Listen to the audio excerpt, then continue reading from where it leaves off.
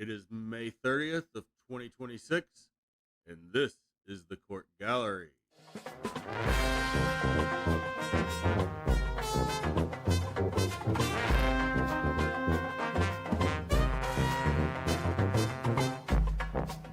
Today's docket is wild, weird, and worrisome tales from court. First, a man tries to explain away an assault on his own uncle, but his story changes so many times the judge has to ask if there's a cognitive issue at play. Then, we have a road rage incident where a woman allegedly pulls a gun on another driver. The victim's reaction? She wasn't scared, just annoyed. And finally, a man accused of stealing copper wiring from industrial equipment is facing a restitution claim in the millions of dollars, a sum so high it allegedly bankrupted the entire company. That's just the tip of the iceberg. There's a lot more, ladies and gentlemen, and it all starts right now.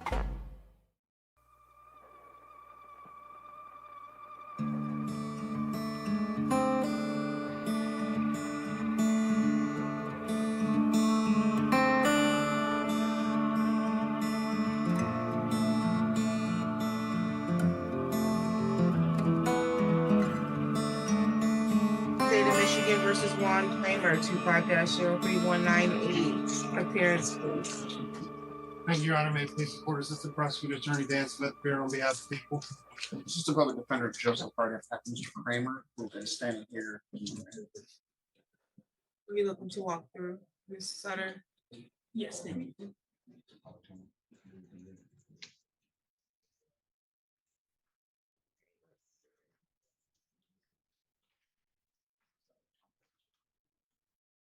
Okay, this was appeared for sentencing. I have a pre-sentence report from the 15th of May. Did you get a copy, counsel? Yes, Your Honor. You need to make corrections, updates, or deletion. Nothing but a beat. No, Your Honor. Thank you, Your Honor. At this time, we have no objections to the recommendation for 10 months of probation. We don't believe that there's going to be any issue with no contact order. It's our client's position that he doesn't have any type of contact Mr. Ritter whatsoever. He's currently employed at College Hunks full time, so he is making life use of his time. At this point,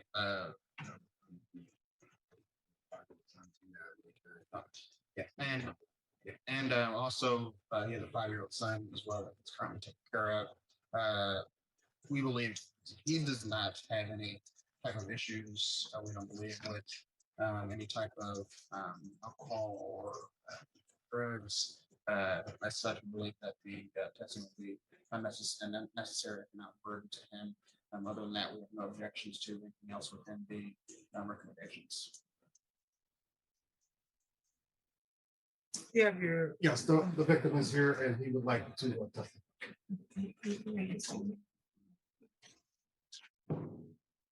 State your name first. Joshua Ritter. Okay. How are you today, sir? I am short and losing my hair. Short and losing your hair? That's what Well, I'm sorry. I'm sorry, that's outside of anything I have control I over. figured you needed a laugh. It seemed like I dealt with some real people today. Well, I appreciate that you have a sense of humor about this. That's good. What is it that you want the court to consider, sir? Ma'am, I appreciate you letting me get to speak throughout this process. I've been attended every single one of these and never had a chance to have my voice heard. This issue started because I told Mr. Kramer that if he hit his child in the face again, I would call the police. And from that me telling him that, it turned into this big, huge altercation. I obviously have one eye. I'm a disabled man. Because of this altercation, I broke my foot and I tore the ligaments in my knee. I am still on crutches from this. Juan is my nephew. He is my older sister's oldest child. My older sister has passed away. You all are related. Yes, ma'am. Got it. And I'm speaking on behalf of the family here. He's gone down this destructive path for some time. His alcoholism, where he drinks nonstop and then begins to be belligerent and try to fight everyone around him. He has previous cases where he destroyed property, where he had his child removed for being bad to them. His family is worried about him. We are worried that he's going down a destructive path, that he's going to hurt himself or get hurt by someone else. In this altercation, ma'am, I never threw a punch. I subdued my nephew. And when I told him that I would let him up if he calmed down, that's when he pushed me on my blind side and caused me to blow out my knee and break my foot. He has no remorse for this. He has told family members that he is only pleading guilty here today because he thinks he's going to get probation. The family wants him to get the full extent of your judgment so that he can hit rock bottom and hopefully be able to get past this destructive phase in his life, because we're worried that what's going to happen next is he's going to get hurt, but he's going to hurt someone else. And that's what I would like to say. Thank you for allowing me to speak. Thank you for bringing your statement. And I apologize that you have to come here under these conditions. It's always troubling when we have to have a victim here, but it's especially troubling when there is a family dynamic there. Because family needs family in a way that's supportive. We are happy to support him again. My mother raised him. My mother is taking care of him and his family. The 5-year-old he claims to take care of, my mother took care of since he was a baby. We are happy to have him in our family again, but we need him to get past this behavior. So we just want him to get past the destructive behavior. Thank you. Okay, Mr. Hardy, did your client or you want to make any statement? I would just say that just based on the PSI and also speaking with my client, I believe that the question of whether he's suffers from alcoholism, we would contest. Would also contest the fact that he doesn't take care of his child. This is contention that he is, someone that's there for his son. So other than that, there's nothing further to say regarding the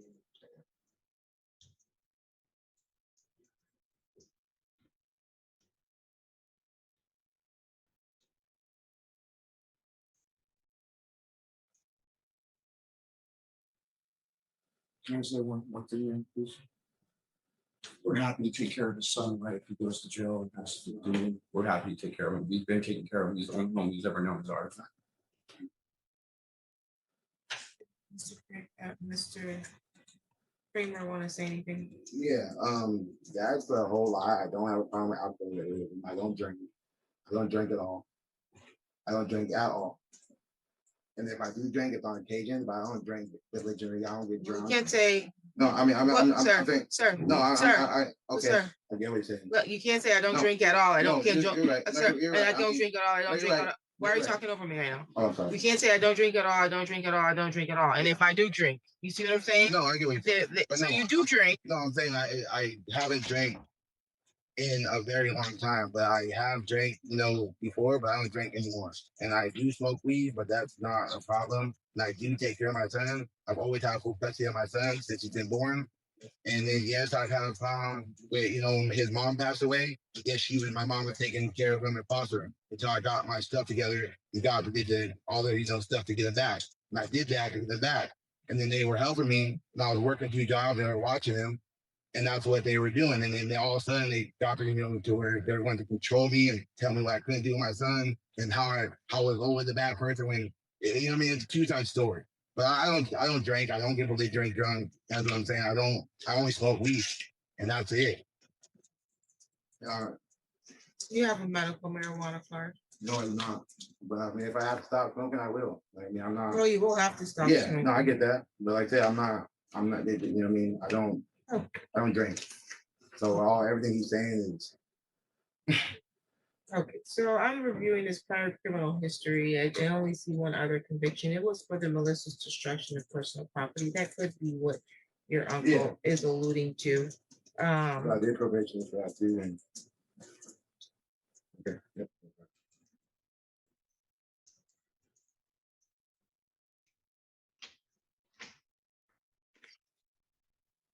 You have custody of your child? Yeah, full custody. I'm in Homeless Angels. I'm trying to get housing. I'm trying to do better. I got a job. I'm trying to do What do you mean everything. you're in Homeless Angels? I'm at Homeless Angels. Is that where you reside? Yeah, that's where I live at. And your child lives with you? Yeah, he lives with me, and I'm gonna get housing. When I'm doing all the steps I need to get, back to where I need to be. Because like after his mom passed away, I fell down, and they I thought my family could help me, but it turned out they were not the people I should have went to. I figured that out shortly. My brothers, my family, they told me not to, and I did anyway, thinking I could give them the benefit of the doubt. I should have done that. I did that after his mom passed away, thinking I had a family, and I didn't. I should have, went down with Angels in the beginning, or found a way to do it without them, because this is where I'm in the situation now because of them. And it's not, they say it's just me, but it wasn't just me. It's a thing of every time I came home, I was a problem. Every time I came home. How were you in this situation because of them? No, because I'm saying like every time I came home, it was a problem. I was a problem. Anytime I said something to my son, it was, oh, you can't do that with your son. The day just happened, all I did was come upstairs to go beeline to the bathroom and help my son get ready for school. And he stopped me, or no, you don't need to go. You don't need to go down to help your son. You need to go downstairs. You come downstairs, I'm gonna call a cop. What do you mean? That's my son upstairs. So who you tell me I can't go to help my son in the bathtub? He's like, oh no, he don't need your help. He knows how to do it. And then I told him, okay, well, I'm taking him down to the bus. No, mom's gonna do that. What do you mean? That's my son. How can you tell me what I can do when I son my son? And if I'm coming up just to take care of my son, why are you telling me anything? Why are you trying to start a problem? And you have full legal custody. Yeah, I have full legal custody. They don't have paper. They have no custody. I have full legal custody. That's what I'm saying. It started from, this just start because that day. It started from constant, oh, you're the problem, and them trying to interfere with me and my son. Okay. And is it true that you told probation or provide information to probation that you believe this was actually self-defense? No, I didn't. You didn't tell them that this was self-defense? No, I didn't say none of that. Okay. Well, is this your handwriting? Huh? Oh, Is this your handwriting? Oh yeah, but okay. It says assault and battery was self-defense. Assault and battery is self-defense, and I wanted to get this over with and move on with my life. Well, yeah, just because How is it self-defense? Well, because like I said, he's trying to say that he didn't do nothing, but he came at me and pushed me first, so I pushed him back. Okay. You know what I mean? But that's what I'm saying.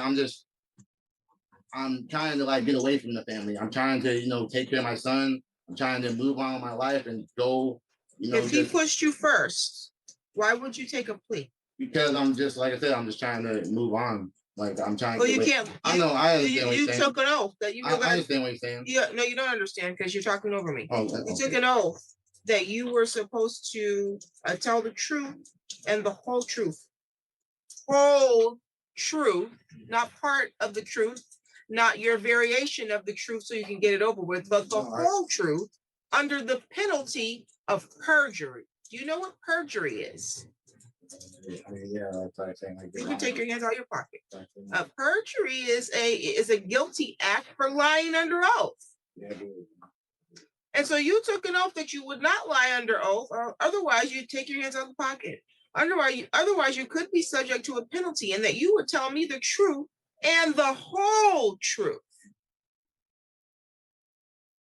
But now you're saying that in fact your belief or the position was that you were pushed first.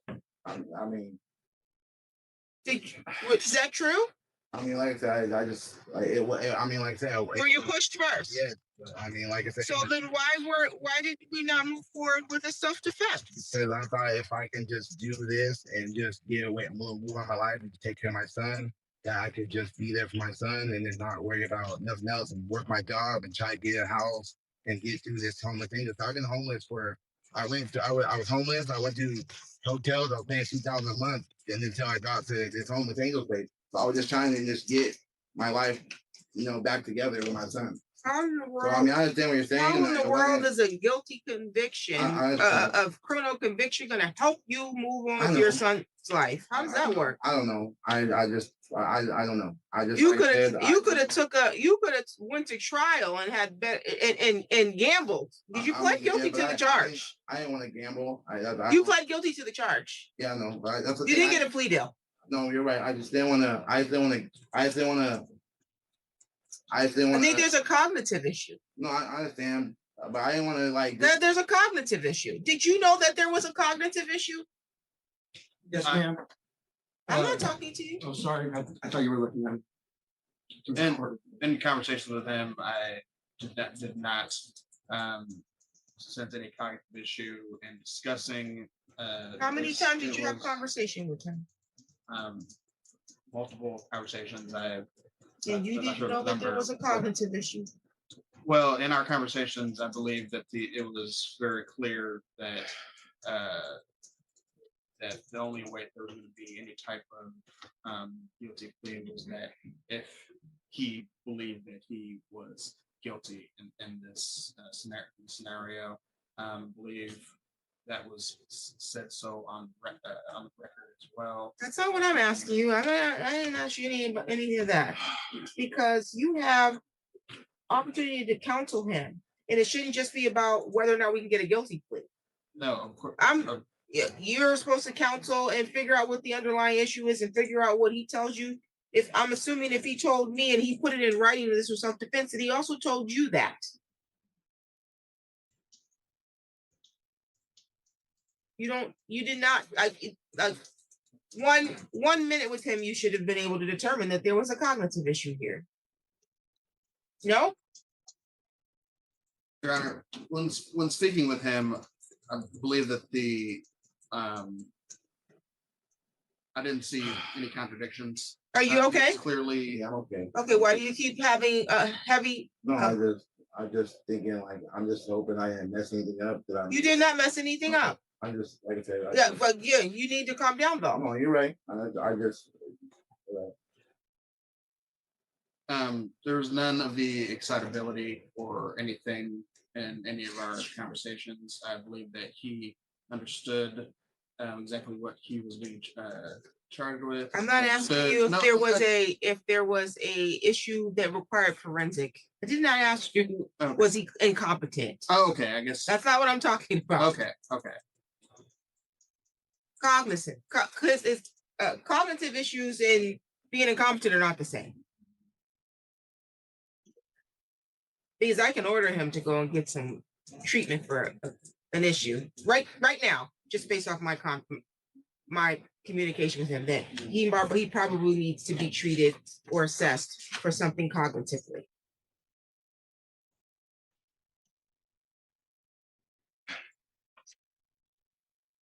Mr. Kramer, I'm going to tell you this. You never plead guilty to something that you don't believe you're guilty of just to get it over with. Do you understand that? I understand. That's inappropriate. I understand what you're saying. Like I said, I've been going through a lot. So I can imagine. I've been homeless. I've been just doing what I can with my son. So it's just been. I can imagine. Like it could be just. Have you ever been diagnosed with anything cognitively? No. No, I went to therapy when his mom passed away, but that's. Okay. Yeah, I did therapy when his mom passed away, but they didn't say anything like that was like calorie problems or the anger problems or nothing. It just, obviously, like if somebody does something to you, then you feel threatened and scared. So but like it's not even the point. I understand what you're saying. Okay. Like I just thought like he doing this would just help my son. I get it. So I just okay. I wasn't trying to lie or I was just trying to move on with my son because it's just been so hard. And I've been homeless for, since, beginning of the year, and I paid $3,000 in hotels until I got the homeless angels. And then finally I kind of got a break. And then I was like, shit, like maybe I should start from England. I want to be there for my son. I want to do for my son. I want to move on from this family. You know what I mean? Because like I said, they trying to tell me I'm toxic and I'm this. But no, it takes two sides. It doesn't just take one person to do something they're acting with. No, they're just playing. You know what I mean? He's saying what he's saying now, but that's not what you're saying to me when I live with him. Okay. Okay. You know what I mean? I get it, sir. Are you working full time? Yeah, I'm working full time. I'm trying to get daycare so I can work more full time. Then I work 30, 35 hours a week, and I get him out of school every day. And he goes to school every day. I make sure he goes to school. He's doing better in school. Even the teacher told me he's doing better in school ever since I took him away from him. You know what I mean? At a conference. You know what I mean? It's always been a whole lot since, you know. But no, he goes to school. I make sure he goes to school every day. He eats. We're in Homeless Angels. I make sure he showers, brushes teeth. I make sure he does what I go to work every day. I do what I have to do, just like I said, to get to where I need to be in life, to where I don't need no one else but me and myself. Oh, I'm going to modify the recommendation. It's going to be 9 months of probation. While on probation, you have the following conditions, okay? Okay. I am going to order that he participate in cognitive behavioral therapy and anger management. Okay. You need to maintain your employment. Yeah. And provide evidence that you are employed to probation, okay? Okay.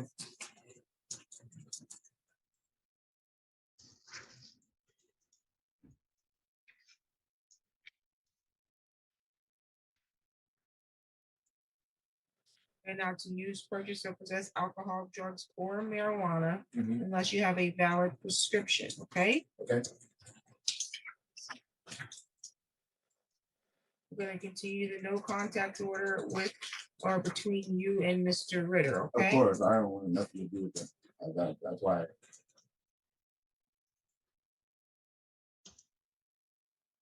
You're not to engage in any assaultive or threatening behavior. Yeah. Do you understand that? Yeah. Nice to come and say something else too. Yeah, sure. And then like just to, like even when I got kicked out, like when I got to PPO, my mom tried to keep my son from me for 3 weeks until I had to go to guardianship court just to prove that I had full custody. But why don't you just give me my son when I went to get my stuff? I had their cop escort me to go get my stuff, and my son, she refused to give me my son. Him too. They both refused to give me my son. And then when I have full custody, you can't refuse that. And then I had to go. I had to wait 3 weeks just to get my son back. Till November, it went from the time to from October till November 17th, and I finally got my son back, and I was like, they're like, oh, you're gonna go get my son from school, from the house? No, I'm gonna go get him from school because I don't want to deal with that problem. You know what I mean? And then right after the court date, my mom was screaming at the CPS lady, yelling at the CPS lady. You know what I mean? So it's like I was in the court, and right when she left, she started screaming at the CPS lady, oh, he's gonna take him. Of course I'm gonna take him. He's my son. I understand. You know what I mean? I had to wait 3 weeks just to get my son back. So you know what I mean?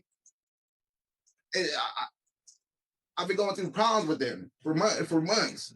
Right, but it sounds like it's whatever the underlying issue is centered around the relationship that they may have had with your son. Yeah, it sounds like right. at some point that they were did they just watched him, but they didn't take care of him because every time he would have a problem, it would be that they wouldn't do nothing. And then even the school told me, oh, he would come. Okay. And I would tell the teacher would say, oh, I'll email your mom.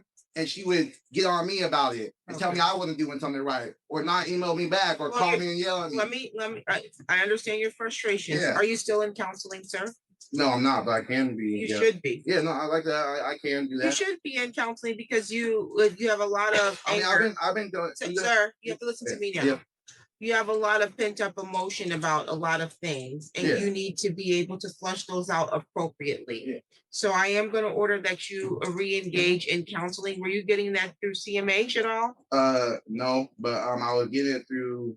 I was doing the family, like it was like family something there by the St. Aunt Jolly and Dunkel by the McDonald's over there. Okay. Yeah, that family place there. I was doing it through there, but then like I said, I been going through this church group even when I've been in open. So I've been, talking about my stuff and doing, what I need to do in that and talking to people and so I've been taking steps to that. Right, I get it, but you need to get back in counseling, okay? And I will. Okay, and I'm ordering that at this point. Because I think you need it. It sounds like there's been a lot of moving parts, and there's some, I think, underlying cognitive issues that also probably need to be addressed. Mm-hmm. Ultimately, though, you have a son that is like he's your motivation. Yeah. And so you consider that as you're going through this program, that you're trying to get yourself in the best possible position for you to be the best father. And that means you have to be an example. Okay, you have to show him self-control. You have to show him how you are calculated as to when you speak and when you don't. You're calculated as to when you react and when you don't. Right. And not to say that you don't protect yourself, but if you are going to protect yourself because you have a lawful reason to do so, that you don't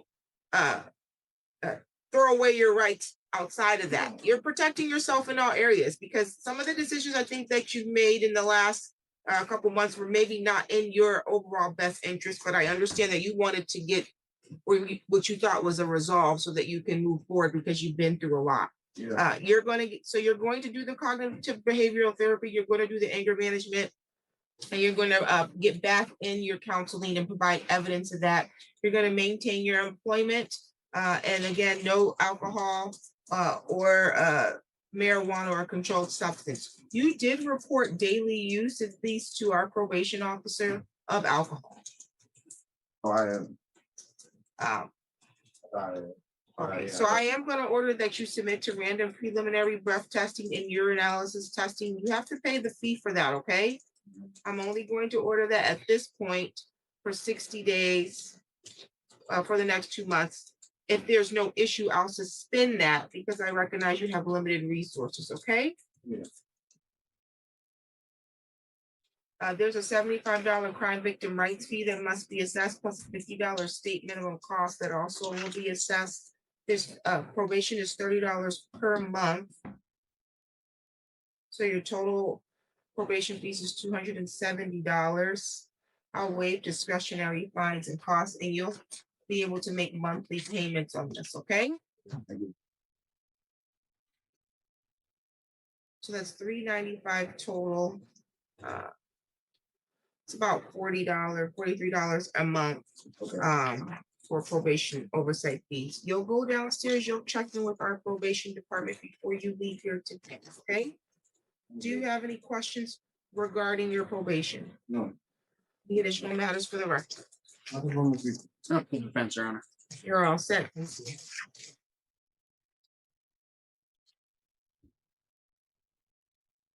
You're all set, sir. Okay, Ms. Russell, we're scheduled for a preliminary examination today on one count of carrying concealed weapon, one count of felonious assault or assault with a dangerous weapon. Any preliminary matters here? Creation of witnesses? Yes, Your Honor. Okay. There are two individuals in the courtroom, they're not witnesses. Never heard my witnesses here, but this was for support. They can stay. I'll step on to my first witness. All right. And we'll grant that sequestration order. So if there's anyone else coming in, we'll make sure that they stay out if they're going to be a witness for either side in this matter.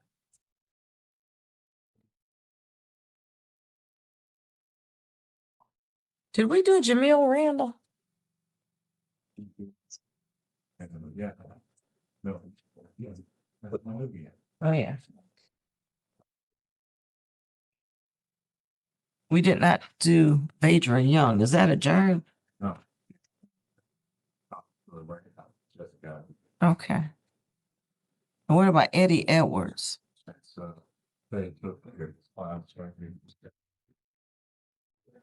Jessica, could you start Eddie Edwards while we're waiting?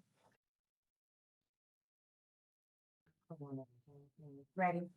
This is case number M4678639 BNA. This is People of the State of Michigan versus Eddie Edwards III. Mr. Edwards was scheduled today for looks like pretrial operating with no license or multiple licenses, as well as he has a civil infraction that is stop and assured clear distance ahead. So he's not appeared on this matter for pretrial. So we're going to issue a warrant for his arrest, forfeit any bond. Okay. All right. And the bond on arrest for Mr. Edwards is going to be, let's see, He had a $300 personal bond, $300 cash or surety bond now.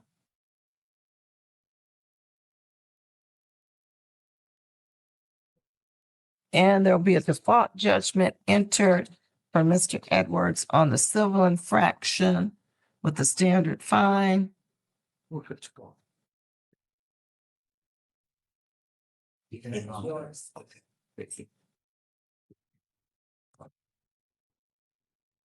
No. Oh, Charles, I do. Right, that concludes this matter. Can we go back to the exam?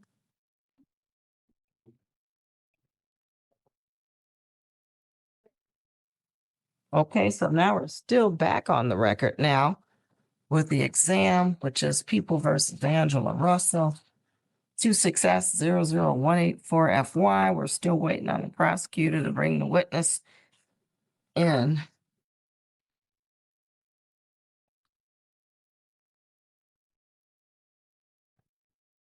You know I'm supposed to go.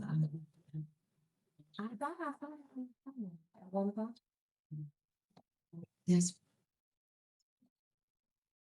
No. So I think I'm hard this time. Just give me the block. What people call Precious Samuel to the stand.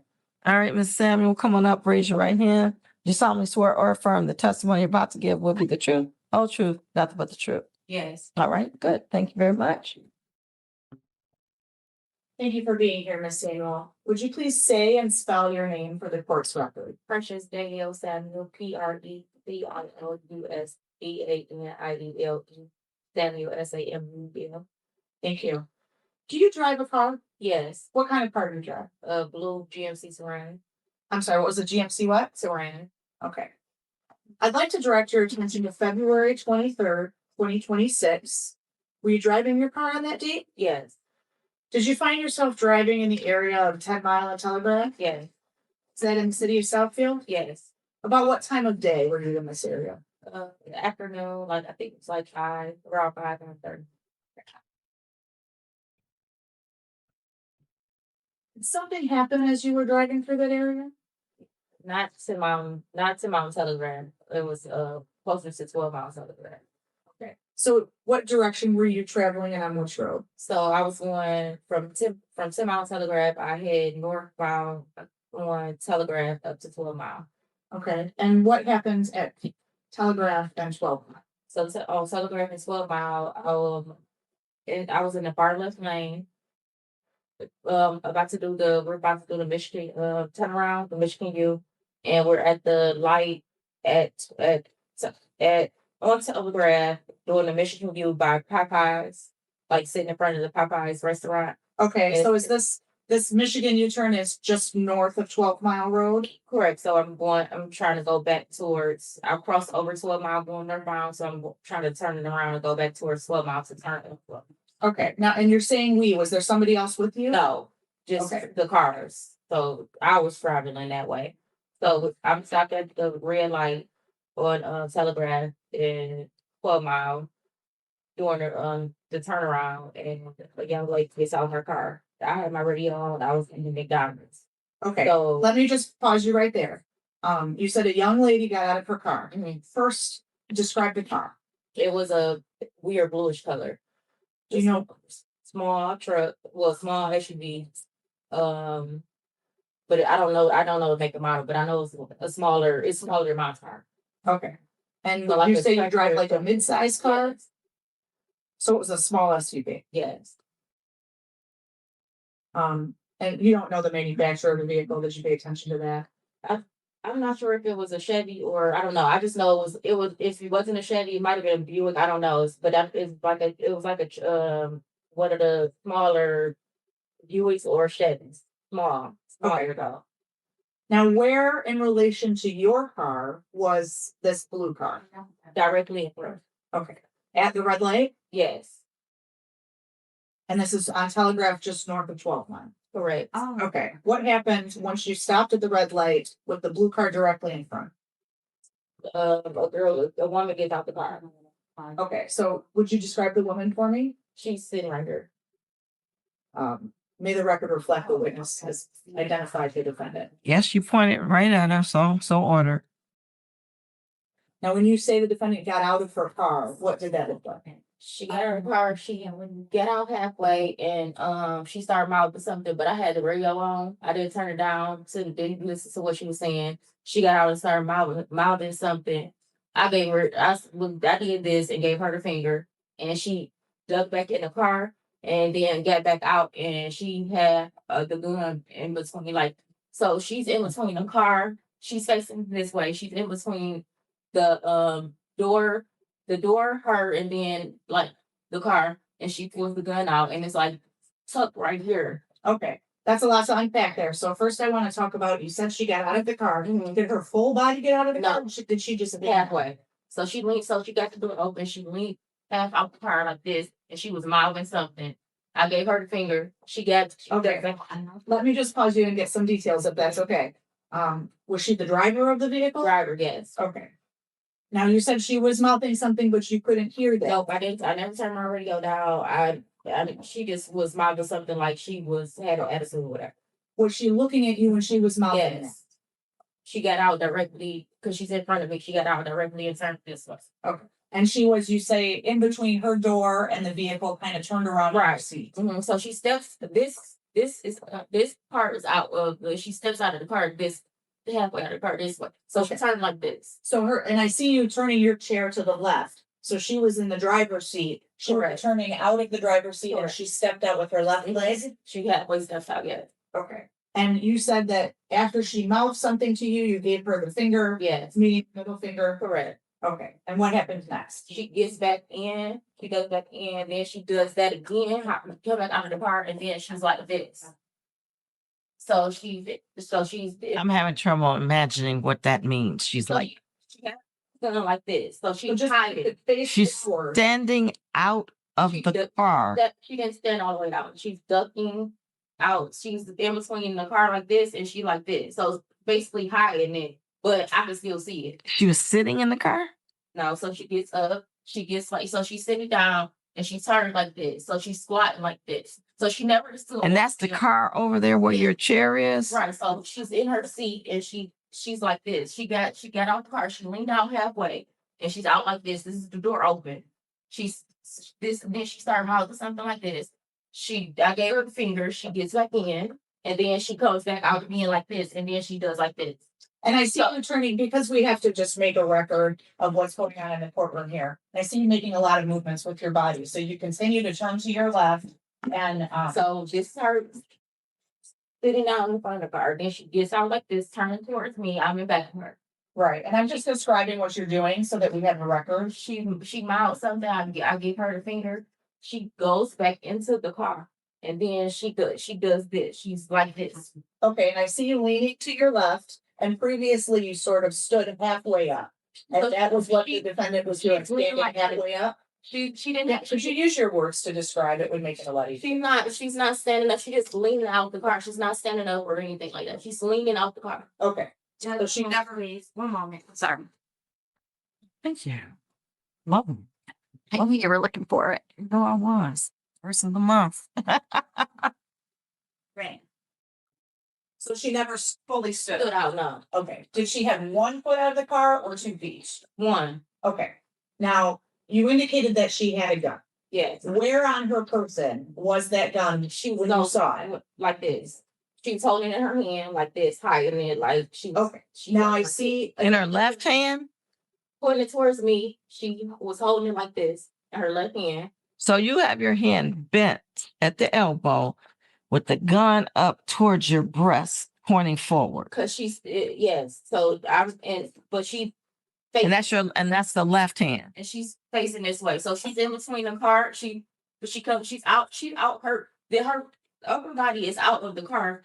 I can see her whole upper body. She's not all the way out at the bottom.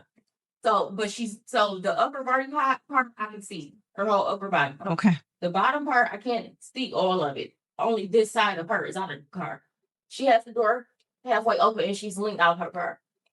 So her right leg is supporting her to lean out, and she's leaning out the car. So she had it doing like this on her left side, Okay, and where was it pointing? towards me. This might seem like a silly question, but how did you know it was a gun? It looked like one. I saw the barrel of it. It looked like one. And how did you feel in that moment when she was pointing it at you? I just felt like she was being ignorant. I didn't feel no type of way. I was just sitting there, and the light turned green, and she still stayed right there. And I literally just went around her. Okay, so you were still at this red light. Yeah. And then, She got back in the car, and I was still the light was green. okay.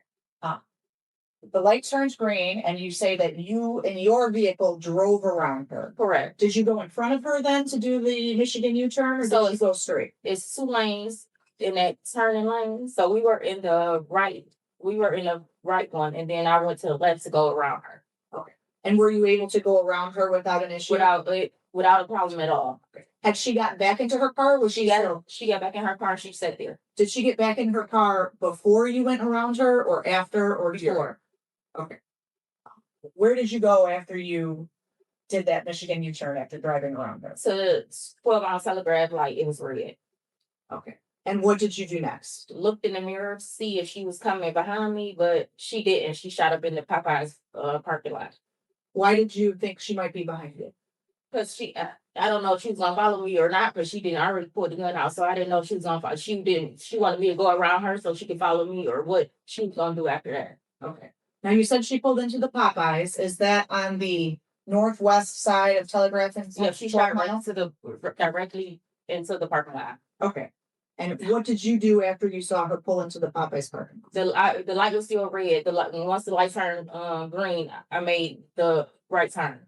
And did you continue on your way or did you stop your vehicle somewhere? I continued to because my house is directly like not seconds away. So I pulled in and then that's what I put in my complex and I called 911. Okay. And were you able to reach the dispatcher? Yes. Did you describe what happened? Yes. Were you honest in your description of what happened? Yes. And did you ever speak with an officer in person after that? Yes. After I talked to the dispatch, they told me to wait in my car. Don't get out the car. Wait in the car. So I waited in the car for them to come. And I talked to them. Okay. It was 2 police officers, two guys that came, 2 police officers that came. And you gave them a truthful report of what happened? Correct.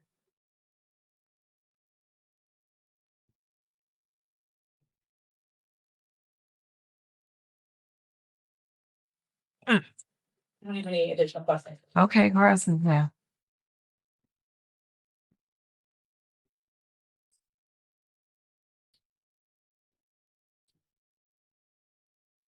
Miss Samuel, do you remember this vehicle on the road prior to approaching that red light and the turnaround?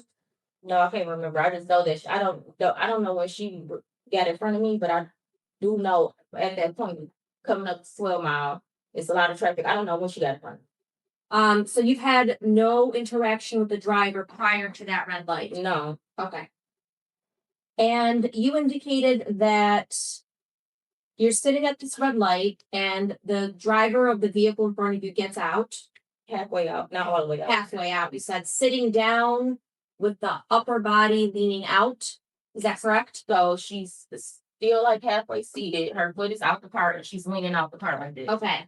And you said the driver had a gun in their left hand? Yeah, she had it in between her person and her upper body. And I don't know if I can't even remember. I know that when she pulled it out, she's tucking it away. Now you're using your right hand. So was it right or left hand? It happened so fast, I don't know, but it might have been a left hand. But when she got back in the car, she dug it back out and she did this. I know I saw a very roller. Okay. So you don't know if it was a right or left hand? I can't remember. I know it was in one person. Okay, do you remember what the driver was wearing that day? No. I remember the car. Remember it was a dog in the car and there was another person in the car with her. Okay. So you don't remember what the driver was wearing, and you said you spoke to officers that evening after you called 911. Yeah. Do you remember telling the officers that you also did not remember what the driver was wearing? Probably so. And that conversation occurred within minutes of this occurring? Yes, because I wasn't paying attention to her. So within minutes of this occurring, you didn't remember what the driver was wearing, but you today know that the driver is this individual? Yeah, I remember her face. Yes. Me seeing her face again, I remember her face. Yes. Okay. And then again, this occurred back in February. Correct. Okay. How long approximately does the entire interaction take? It happened seconds. Seconds? Like, Okay. Yes, it happened like probably literally like a minute. All right. And you initially testified the door was halfway open. Yeah, so she's standing. So she didn't push her door. The door goes wide open, and she didn't have her door all the way open because she's in the right lane, and it's cars over on her. It's cars on her left hand side. So she didn't have her door swung all the way open now. Okay. And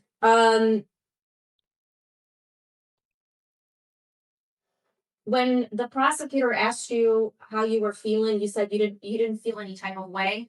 No, I didn't. You said you just felt that she was ignorant. Yes, she Okay. was being ignorant about Okay. this. And the driver did not follow you. You kept driving home and you were able to call 911. Correct. And the driver went into a Popeye parking lot. Okay, so there was a third interaction Correct. between the two. Okay. Do you own a gun? I do. Okay, do you have a CPL license? Yes, I do. Okay, did you have a gun with you that day? Yes, I do. Okay, thank you. And at any point during this interaction, did you point a gun at the driver? No, I did not. Okay. Did the officers take any pictures or notes of your weapon? No, because it was in my purse off to the side. They didn't take my purse out. Where was your purse in the car? In the front seat, back seat? On the front seat, on the passenger side, on the seat. Okay. So you also had a gun in your purse right next to you. Correct. Inside of my purse, not sitting out. No, I don't. Right, but it was right. The purse was next to you, Correct. within reachable distance. Not in those seconds, no. Why not in those seconds? Because it's so how my gun is in my purse. It would take me a while to get my gun out of my purse. Right, but you can still reach it. It's within your distance. I could if Yes. I could. Okay, thank you. So it's your testimony today that you did not pull a gun and point it at the other driver? No. Okay. But you did have the gun on you. And you have a CPL license? Yes, I do. Okay.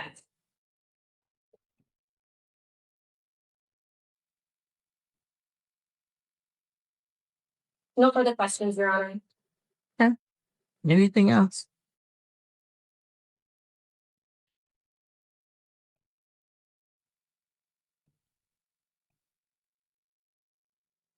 Just one question, Miss Samuel. If you didn't feel any type of way when she pointed the gun at you, why did you call the police? Just because, like, obviously this was something. I feel like this is something normal for her to be doing. Like, why would you do that? Like, and I've been literally didn't feel like we had no interaction because I didn't even know when the lady got in front of me. So for you to be doing that, it's like, do you do this all the time? But you at no point felt in fear for your life or in fear that No, you were that's gonna why. get shot. That's why I've been not doing my gun out because I wasn't in fear for my life because it's like she was being sneaky, trying to. I don't know what she is. I just felt like she was being ignorant and she was trying to intimidate me, but she didn't. Okay. So you felt that she was trying to intimidate you. Right. Nothing for me. Okay, you can step down. The people call Officer Chandler.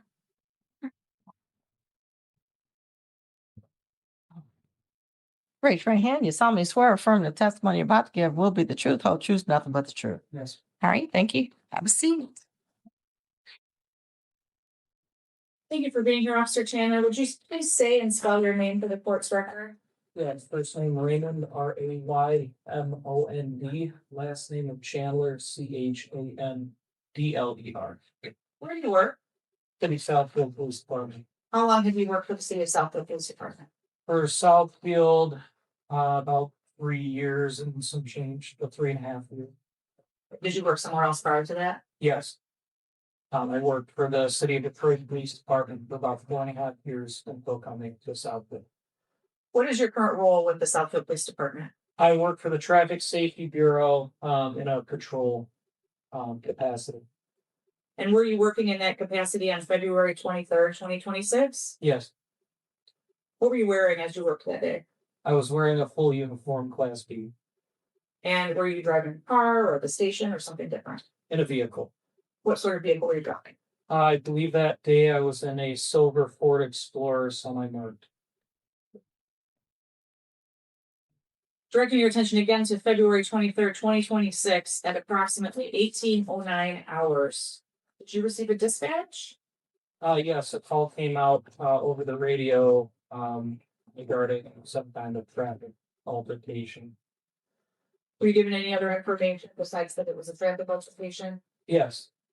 I was notified via dispatch that there was some sort of altercation between occupants of two vehicles, with one of those vehicles being, Chevy, possibly Trax, blue in color, and the driver of that vehicle, being a black female, possibly in her thirties, and armed with a handgun. Where were you dispatched to? It's in the area of 12 Mile and Telegraph. How long did it take you to get to that location after the call? Roughly 8 minutes. Where did you go when you got to the area of 12 and Telegraph? Some of the information that was received that that vehicle was last seen pulling into the Popeyes parking lot, which was just north of Telegraph on the southbound, north of 12 Mile on Telegraph on the southbound side of the road. And so did you go to the Popeyes parking lot? Yes. What were your observations there? As I was in the turnaround, I saw a blue Chevy hatchback SUV, parked kind of in the drive-through area. It was facing east, and I went behind the line of cars there to get a better look at it. Would you describe that blue Chevy hatchback SUV as a small SUV? Yes,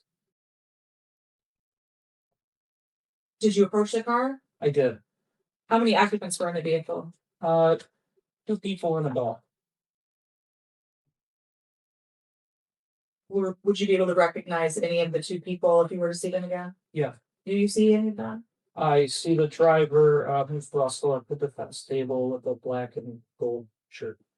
May the record reflect the witness has identified the defendant. So ordered. Did you speak with the defendant? I did. And how did that conversation go? At that point, I believe this was the vehicle involved. So I started talking to the driver or Ms. Russell and asked if she had been involved in any kind of traffic altercations or incidents in the last 20 minutes or so. Did she say if she had been? At that point, she denied being involved in any incidents. Okay. What happened next? Given the nature of what the call was about and the potential for her being armed, I asked if there were anything in the vehicle I needed to be aware of at that point. And did she respond to you? She did. And what did she say? She told me that she had her firearm in the back pocket of a fanny pack that was strapped in this area And I across see her chest. with your hand, moving your hand in front of your chest. Yeah, So the fanny pack was presumably over one shoulder, coming down diagonally across her person. I believe so. Yes. Okay. And she indicated that there was a gun in that fanny pack. Yes. Okay. Did she give the gun to you? Yes, I requested the whole bag. She gave the whole bag to me. I just figured it was easier than her grabbing it a little bit safer. So Understood. Were you able to confirm if there was indeed a firearm in the bag? I was. Did you remove it from the bag? I did. I'm approaching what I've marked as People's Proposed Exhibit 1. I've shown defense counsel previously. What did I just hand you off, Chairman? This is a photo of a Diamondback 9mm firearm. Is that the same gun that you removed from the defendant's bag? It appears to be, yes. Move to admit People's Exhibit 1. Objection. Admit it.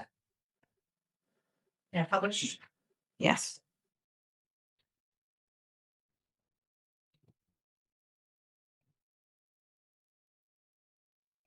Do you know if the defendant had a CPL to carry that firearm? I know that her CPL came back as expired, as of May of 2025. So 9 months prior to this incident approximately? Yeah. What happened after you removed the gun from the bag? I secured the whole bag inside of my vehicle. I just did kind of take that out of play for the time being. After that point, I asked Miss Russell to exit the car to separate her from the other occupant and speak with her a little bit further about the police role. And did you speak with her further about the police run? I did. What did she say? Her story changed after I had her exit the vehicle. She admitted to being involved in a traffic incident, and that there was a vehicle that was riding her, which I took to mean following pretty close. And then at some point, she had some kind of incident with her. Did she describe what happened with the incident?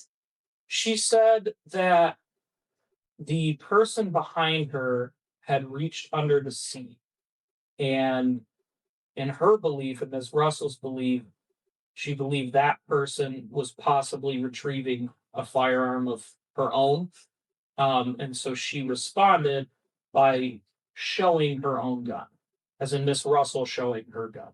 So the defendant said that she showed her gun to this other driver? Yes. Did she ever indicate whether the other driver exited the vehicle or stayed in the vehicle? I don't remember if she said the other driver got out or not. Did she ever indicate to you how she could tell if somebody was reaching under their seat? The only thing that I remember her saying to me about that was that she knows that it's dangerous out here. Other than that, I don't really remember. What happened next after you spoke with her? After I spoke with Miss Russell, I made contact with Officer Carlington, who had spoken with the other party involved in this incident. Did you ever hear Miss Russell make any statements or comments to the other vehicle occupant? No, I never had any contact with the other occupant. Well, And then after you conferred with the other officer who was present, what happened next? excuse me, one second. For the last part, do you mean the other occupant in her vehicle? Yes.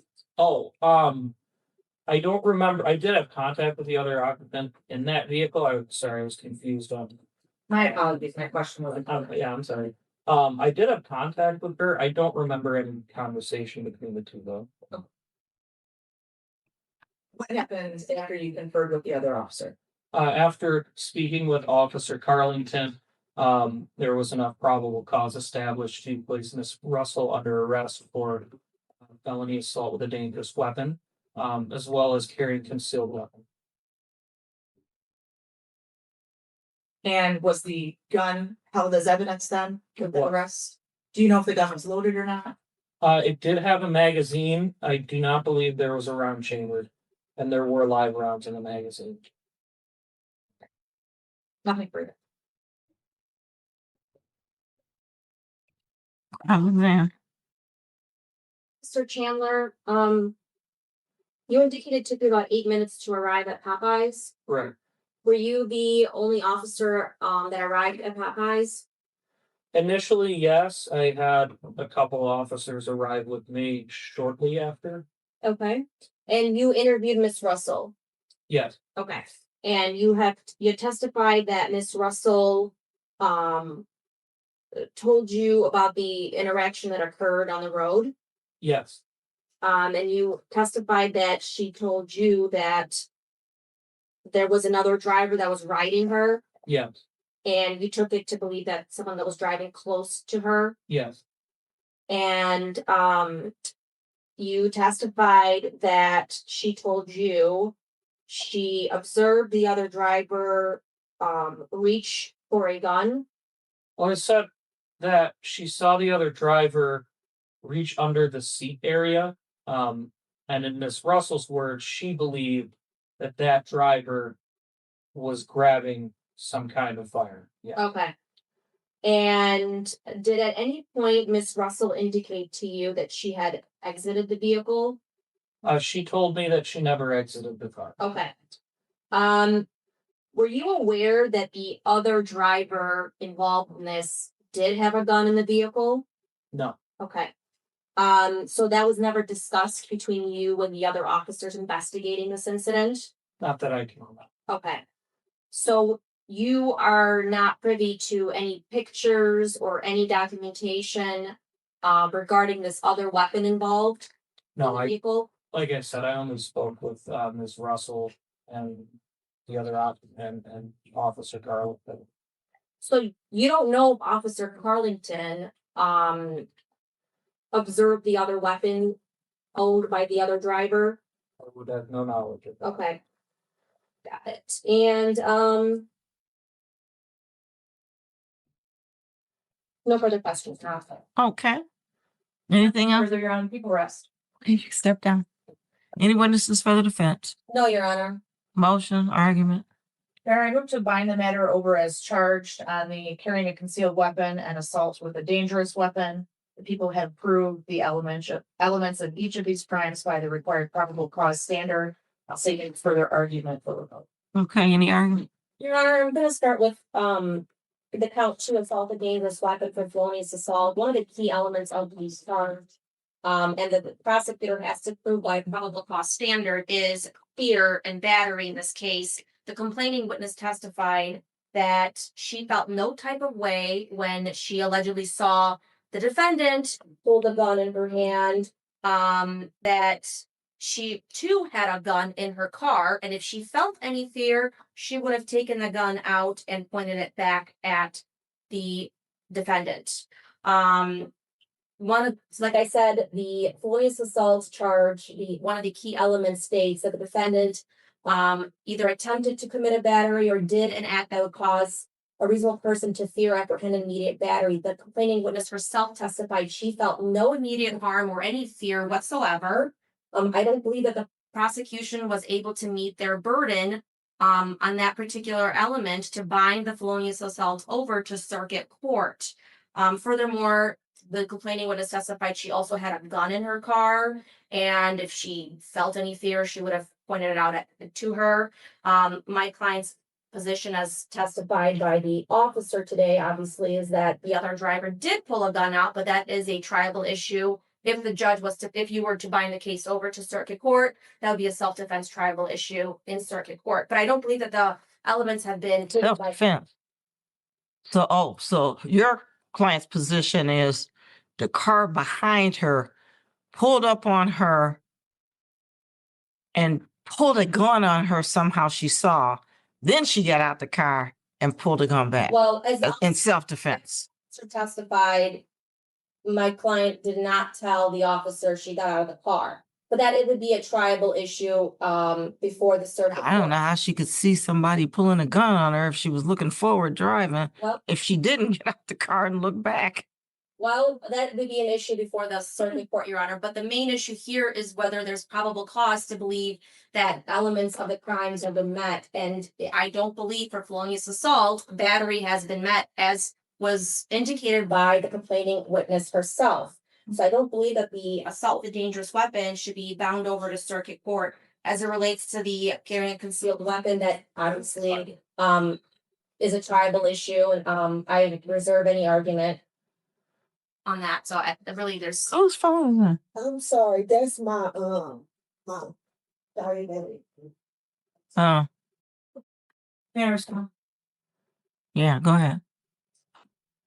Michigan Criminal Jury Instruction 17.9 it lays out the elements for assault with a dangerous weapon. The people have to prove first that the defendant either attempted to commit a battery on the complainant or did an act that would cause a reasonable person to fear or apprehend an immediate battery. The testimony was that the defendant pulled a gun out and pointed the gun at the complaining witness behind her. I believe whether or not a reasonable person would fear or apprehend an immediate battery is a question of fact for the trier fact. The second element is that the defendant intended either to injure or to make the complainant reasonably fear an immediate battery. And we have testimony that the complainant at least felt that the defendant intended to intimidate her. Third, the defendant had the ability to commit a battery or appeared to have the ability. And fourth, that the defendant committed the assault with a dangerous weapon. I don't believe there's any dispute about those elements, and the people have shown the same by a probable cause standard. Did you want to add anything else? Because that was my thought as you were arguing what she just said. Is that a reasonable person? Well, that's a question of fact as to whether or not, if a reasonable person, if somebody did what was alleged occurred here, got out of the car for apparently no known reason, and I'm familiar with that intersection near the Popeyes very well. The two lanes, they're in the right lane, got out, sort of turned, looked, got in, turned again, had a gun, pointed it. What's reasonable is not for me. That's a question for a jury to decide. Would a reasonable person decide that would put them in fear of an immediate battery? Well, Your Honor. If it were me, I think I'd be afraid of possibly immediate battery, but whether she meets the reasonable person standard or not, that's a question of fact. I just want to reiterate and clarify. The complaining witness does not meet the definition of a reasonable person. She had her own gun on her on that date, and she testified. What do you mean that? What? I don't understand that. She doesn't meet the definition. Not everyone carries a gun, Your Honor. Not everyone has a CPL license. Well, that makes her not a reasonable person. I'm saying the complaining witness we're dealing with is a separate individual with its own fears or not. And she testified today that she had no fear. She had no. She said that.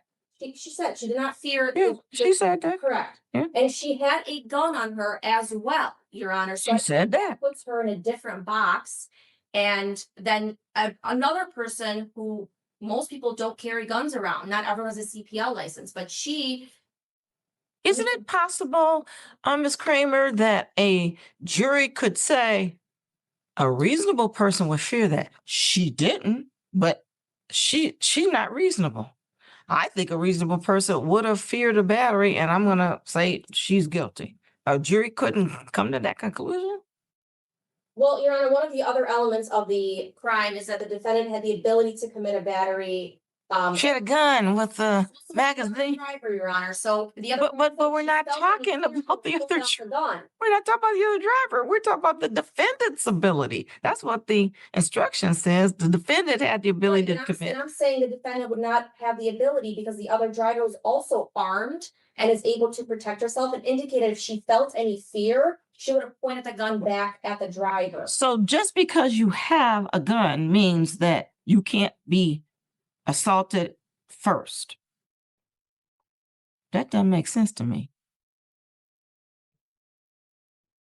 I'm saying that, Your Honor, she had the gun, therefore she could protect herself, and she. Okay, but that doesn't mean that. How does that mean that she wasn't assaulted with a dangerous weapon just because she could protect herself? Because she had a gun. That doesn't mean she wasn't assaulted. Well, she testified she didn't feel that she was. You said that.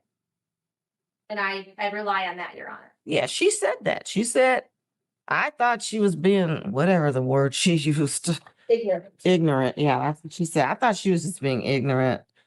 And she said, who would do that? And she called the police because she was like, man, I don't know why she did that. And so she called the police on her. She said she just drove around her and left. And then called the police once she saw the lady wasn't following her. That doesn't mean she wasn't assaulted, because she didn't show the fear that normal people, quote, normal, might show. But that's a question of fact. Would a reasonable, quote, person, reasonable, assuming to be a normal, everyday person of reasonable, sound mind, body, whatever, would they have feared that circumstance? And she did say the next element, which is that she thought that your client was trying to intimidate her, which means to make her reasonably fear. an immediate battery, but she said it didn't work for her. She wasn't scared of her. Well, That's I mean, I don't think the complaining witness can testify as to what the defendant intended or didn't intend to do. He did though. That's what she said. Right. And it's in the But she record. said she wasn't As long as it's in the record, Should- I can consider it. Nobody objected to it. It's there. I considered it. That's what she said.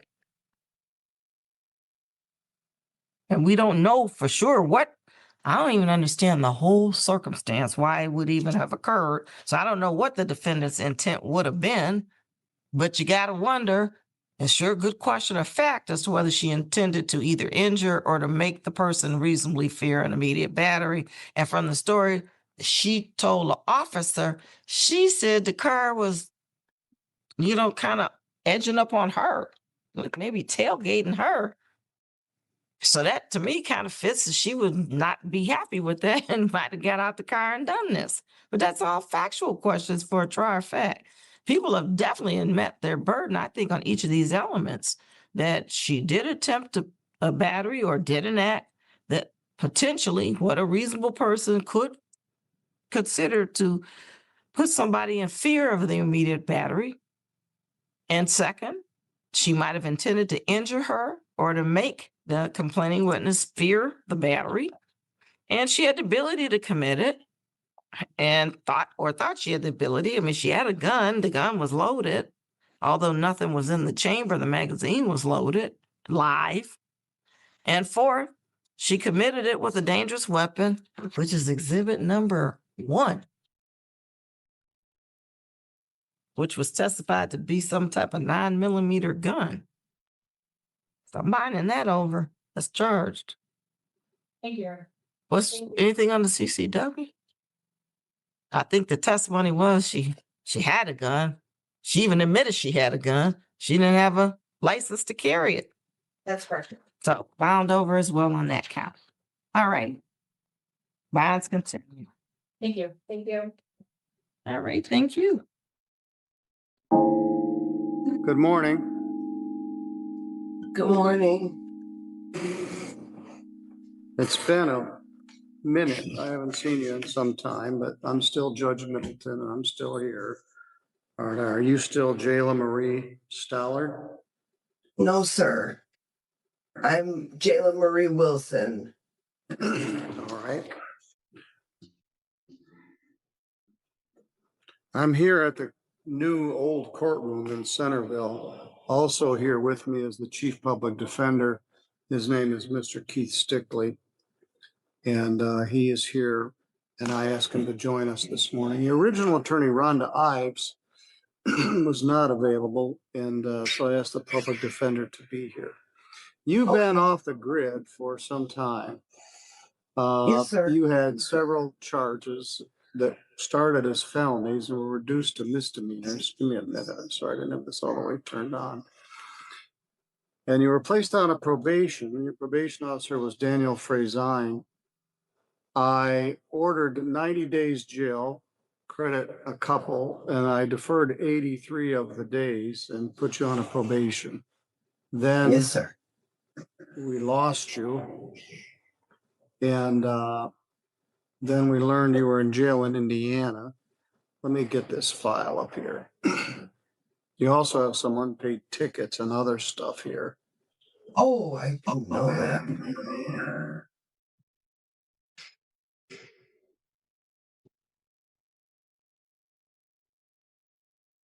Sorry, I was logged in in another courtroom. I had to come back in here. So I'm not completely up to speed where I would normally be. I usually come in about 7:30 to turn everything on. No, you're just old.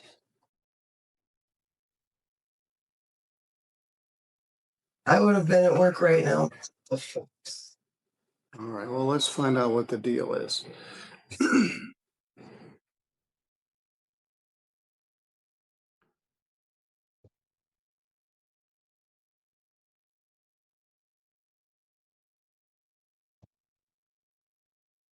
Of course, it would be too much. Oh, there it is. Very good. All right, well, let's back up to the beginning. Daniel, are you with us now? Yes, I am, Judge. Also here is your probation officer, Daniel Frazine. You were originally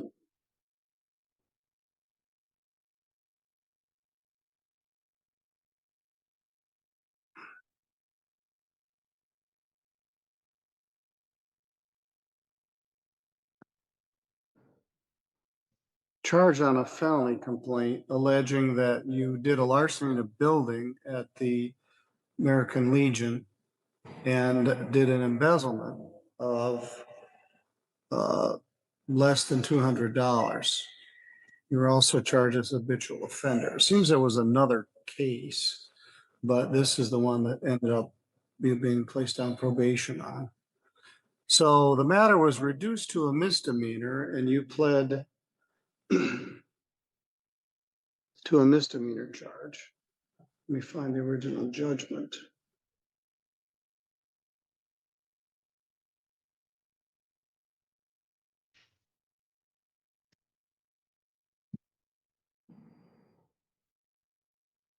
Judge, Yes? I was told this was Ashton Kuhn. No, he's at 9:30. This is That- Jayla. Who's this? This is Jayla Stallard. Oh, okay. All right. You were placed on probation on a misdemeanor charge.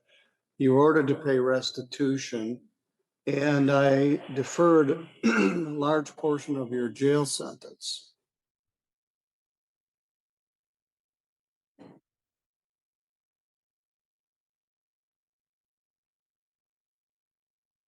Trying to still find the original judgment. There it is. 12-month probation, 91 days jail, credit 1, leaving 90 days to serve. And of the 90 days, I deferred 83. So you did 7 days and you got released, and then you were placed on probation. Daniel Frazine was your supervising probation officer. He filed a probation violation petition alleging that you disappeared, and you disappeared quickly. You were put on probation on July 10th of 2025 for 12 months. By August 28th, Dan had already filed the petition. You failed to report, failed to pay fines and costs, failed to abstain from alcohol or drugs or tests, failed to participate in treatment. Basically, you just went off the radar. So we set a probation violation hearing for October 15th of last year, 2025 at 9:30, and you didn't show up. So you should have bench warrant for your arrest. I later learned that you were in custody in Indiana on several different charges.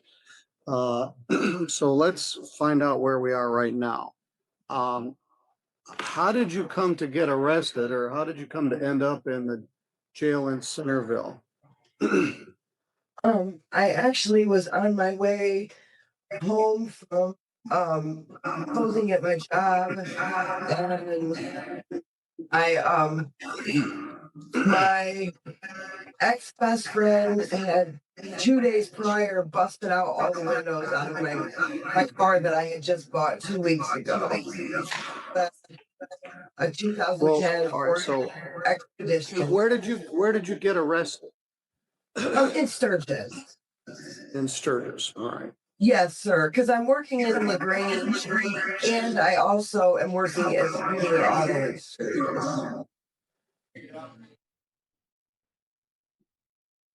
All right, where do you work in LaGrange? I work at Sizzle Family Dining.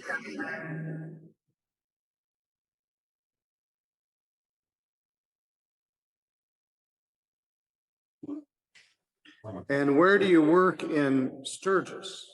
Superior Auto. I actually just acquired this job. My final interview, I had 3 at Superior Auto, was yesterday, as a matter of fact.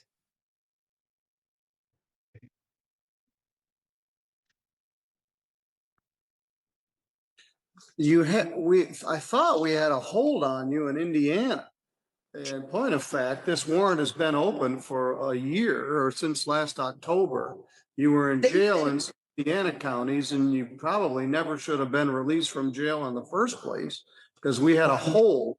So what happened? I inquired about that back when I got released from Indiana, and they told me, I was like, oh well, okay, that wasn't, I guess, what I was under the assumption, and I was Where were you in jail in Indiana? It's called Rush County. It's Rushville, Indiana. It's like 3.5 hours east of Indianapolis.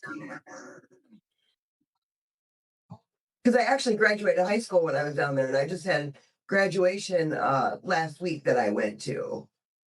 So have you completed all your obligations in Indiana? Yes, sir, I have. Like I said, I actually just I was baptized, and I also graduated high school when I was down there, and I got a customer service and sales certificate, and they actually did a graduation ceremony for us last week. So I went to that.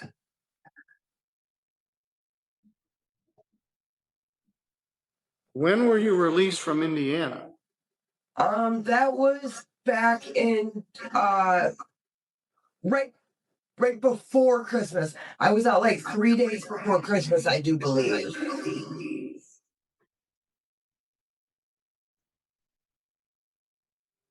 All right. Well, you're on probation here, and you've done a spectacularly bad job at your probation. You didn't do anything you were supposed to do. These were felonies that were reduced to a misdemeanor, and they were bad. You stole the money from the American Legion. You lied about it. You're on video. We went through a bunch of rigmarole.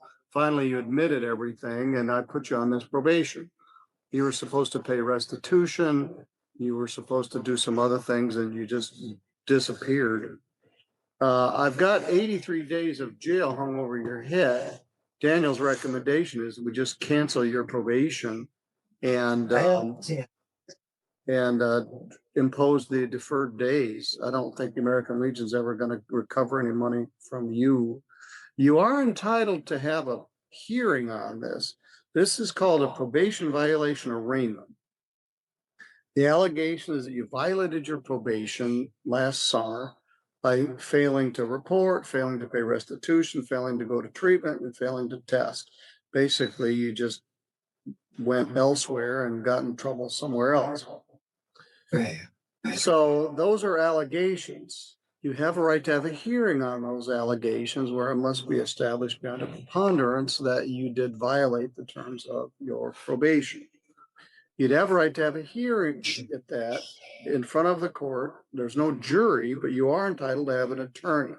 We would either get your original attorney, Rhonda Ives, or get another a court-appointed attorney to represent you at that hearing. My advice, and probably Mr. Stickley's as well from the public defender office, is at this point, you plead not guilty to this probation violation allegation.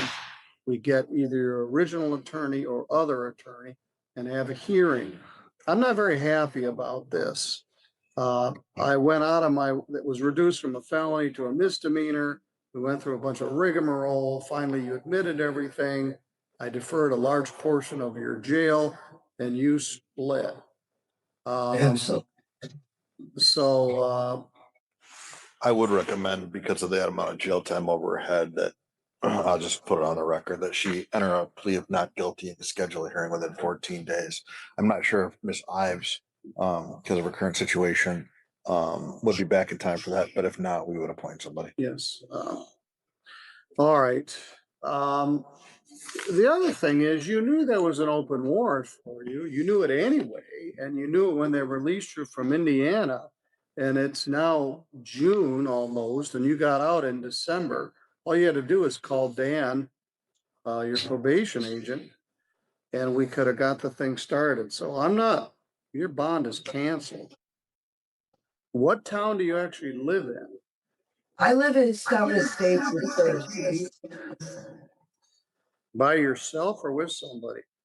I actually live with my in-laws. My uncle, who is the pastor of the Sturgis Missionary Church. And that's when you, somewhere between when I saw you and now, you married someone named Wilson? Yes, sir. Well, When did you actually, get- no, sir. I was married, but I hadn't changed my last name.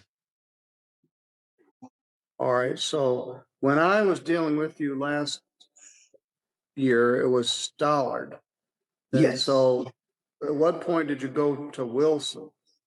Well, I was having lots of issues with W4 forms and all that. So I had changed back to Wilson March, I want to say.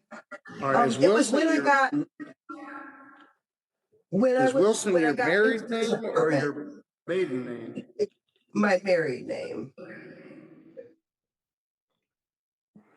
And as you were trying to tell me a long story, but basically you came in contact with the Sturgis police. They found there was a warrant for your arrest and arrested you last night. Yes, sir. Yes.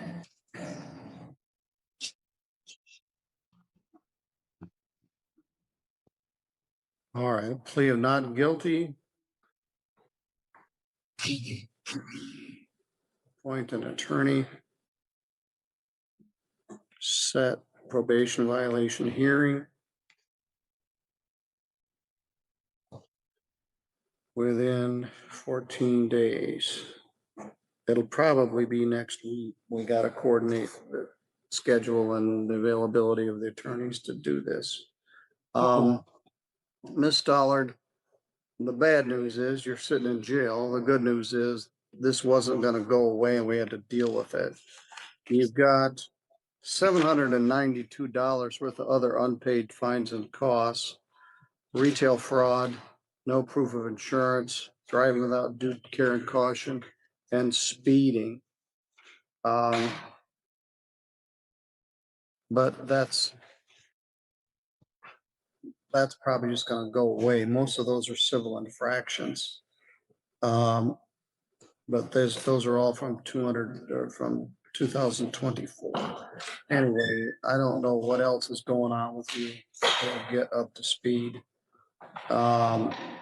As I said, I don't think the American Legion's ever gonna get any restitution from you, but at least we That's could what I was close out working this for.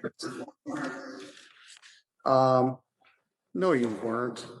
Yes, sir. I've changed a lot. I've been going to meetings. I've been doing a lot, and that's why I got the second job, so I can start paying this off. All right, well, we'll discuss that further. All right, Ms. Stallard, I'll see you within the next probably 7 to 10 days. Okay. Thank you, Your Honor. Dan, blast from the past. I sent you an email, but you probably haven't seen it, which is why I asked Laura to call you. She got summarily picked up last night. I didn't even realize that she was out of custody. As you know, she had several warrants in Indiana. Yeah, she had And- 7 charges and 4 of those were felonies, and I had spoken to them over there, so they were well aware of it. And it doesn't specifically say that there was a hold, but with my notes from my conversation, typically that's what we would have been a hold on them. So I don't know how Well, she got. apparently they told her you got a warrant back in Michigan, so none of that was a surprise. All right, why don't you just stick with me here? Tim George is here. Yeah, you never even got very far with Jayla Stallard. I don't know that you even dealt with her at all. She went AWOL within a month of when it was set, so I don't know if you even had any I sort think of I might have done relationship. an intake with her, if I remember correctly, and I spoke to her, and that was it.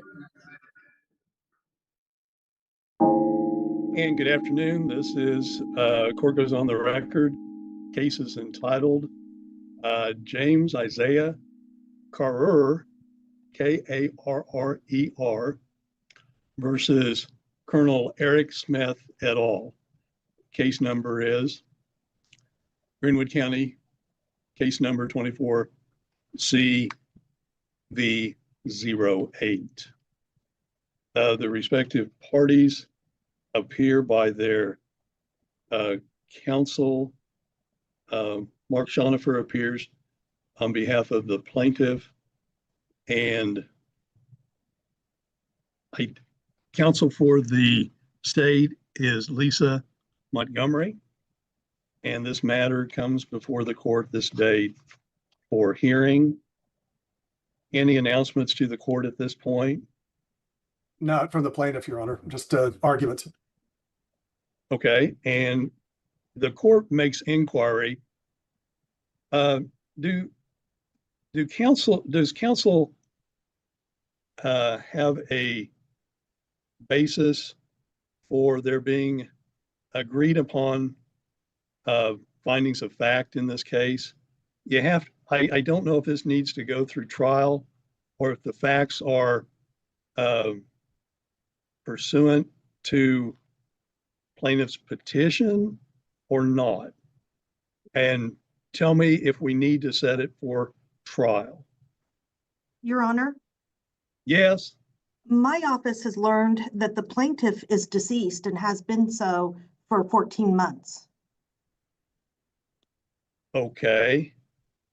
And Mr. Shonifer, do you know?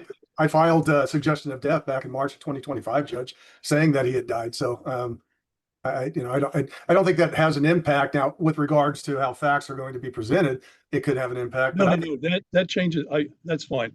I was just trying to resolve the case as best I was able, but we've got a plaintiff that is deceased. The plaintiff's counsel filed a suggestion of death.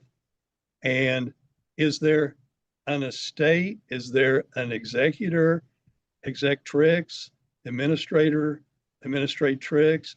Is there anyone left in regards to the estate of the plaintiff herein? It's my understanding the only heir to his estate is his mother. And I am staying in contact with her. I don't have documents to indicate any probate matters. I can find that for you, Judge. But if we could do nothing else but take care of some of the procedural issues that are involved and raised by the state of Kansas before we talk about going forward on facts, I think that this case could probably be resolved. I believe that the state dragged its feet in filing this. They did not follow statute. I'd like to be able to make at least those arguments today, Your Honor, which I think are important. I think this motorcycle should have been released months ago. Okay.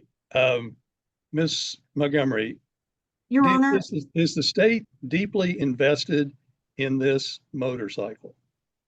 Your Honor, I think there's a bigger issue here. First of all, when I took over the case and reviewed the case history, there was no suggestion of death in the case history. Second of all, if there is just a moment.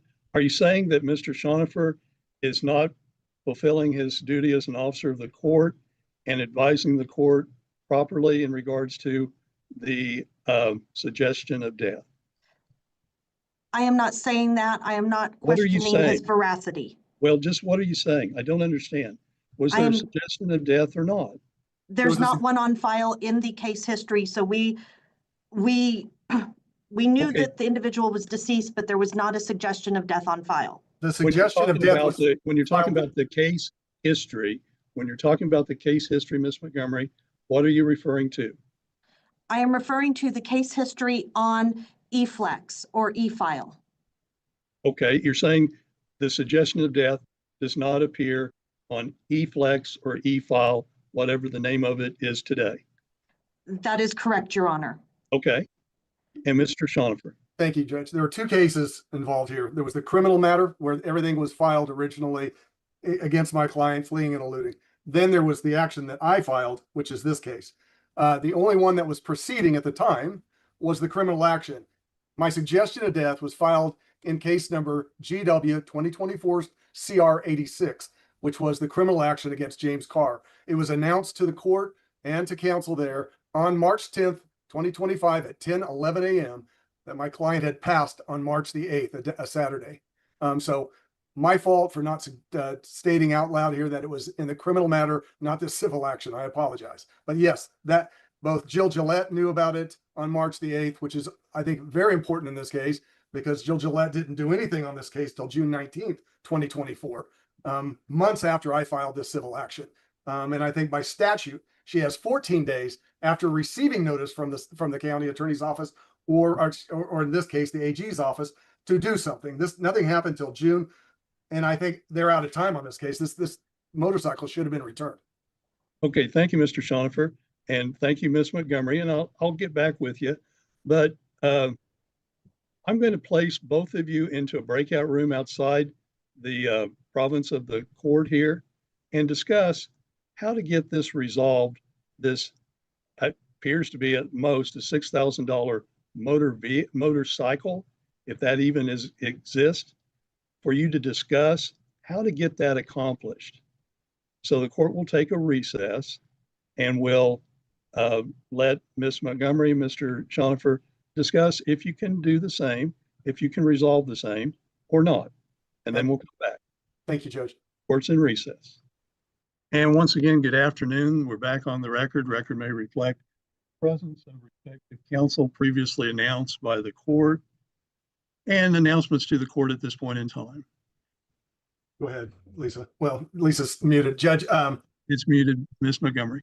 We met and discussed our various positions on things. I think probably the most important point to make to the court is that in speaking with Ms. Montgomery, I don't believe she has authority today to do anything to try to resolve this.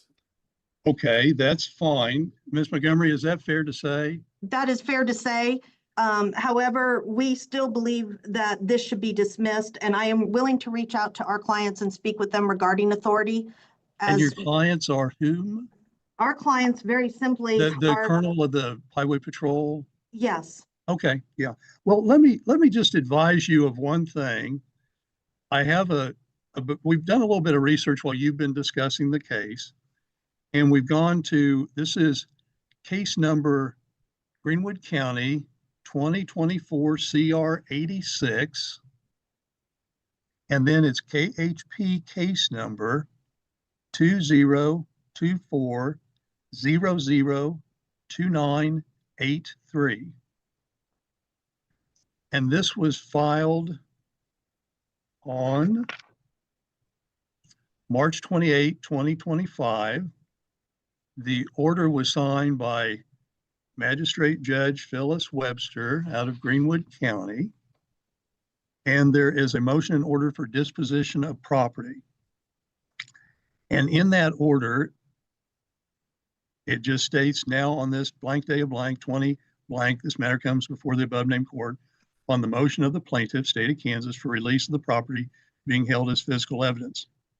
And the court, being duly advised in the premises, finds that the physical evidence property therein being held as evidence by the Kansas Highway Patrol, to wit, all property being held as evidence in case number 2024002983. And then there is a listing. Do you all have this already? No, but I remember this, Your Honor. Okay, it's LS2 gray full face motorcycle helmet, LS3 motorcycle gloves, LS5 black and white full face motorcycle helmet, LS6 Springfield pistol, SNBA 293614 with magazine, LS7 motorcycle title sales agreement, 2 POA LS 8-9 mm ammunition shall be released to the Kansas Highway Patrol to be destroyed or disposed of in a manner as provided by law for the reason that said evidence is no longer needed in the court. Now, that is something that has been signed and in force and effect since March 28, 2025. Would counsel like for the court to email these to you? Sure. Yes, please, Your Honor. Okay, I'm not trying to advocate for either party, but I'm trying to get some information out there where this is a fight to the death, so to speak. So we'll go ahead and Belen, do you have the ability to send this out to Mr. Schonifer and Ms. Montgomery? Yes, I do. Okay, so I'll give this back to her. So you got that in the bundle of stuff in consideration of this case in regards to the motorcycle of the deceased individual. So we'll go ahead. Court at this time does grant a continuance so that Ms. Montgomery has the ability to confer with her client and for this matter to be put on hold, so to speak. And when counsel wants or requests a further hearing if need be, if the case cannot be disposed of in a reasonable and appropriate manner by counsel for respective parties, then you can get a hold of Boleyn and reschedule whatever need be at that point in time. Thank you, Your Honor. Thank you, Your Honor. Okay, is all that agreeable? Oh, I believe so, Judge. Thank you. And Ms. Yes, Your Montgomery, Honor. is that agreeable? Yes, And Your Honor. I'll get out this one order from a couple years ago, and you can put that in your sticks of evidence and go forward. Okay. Thank you, Judge. Have a great day. Nice to see y'all. Have a All good right. day. Thank you. Take care. Call Eric Mason. Yes.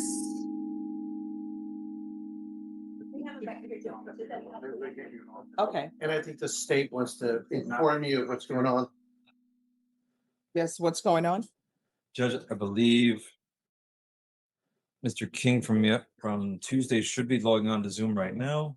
I don't believe that we have received any kind of receipts or. I mean, why have you not received receipts? We've talked to Mr. King about providing receipts. He's put forth inquiries to his company to provide receipts, acknowledgement, numbers, quantities of damage, but we haven't been able to ascertain those as of yet.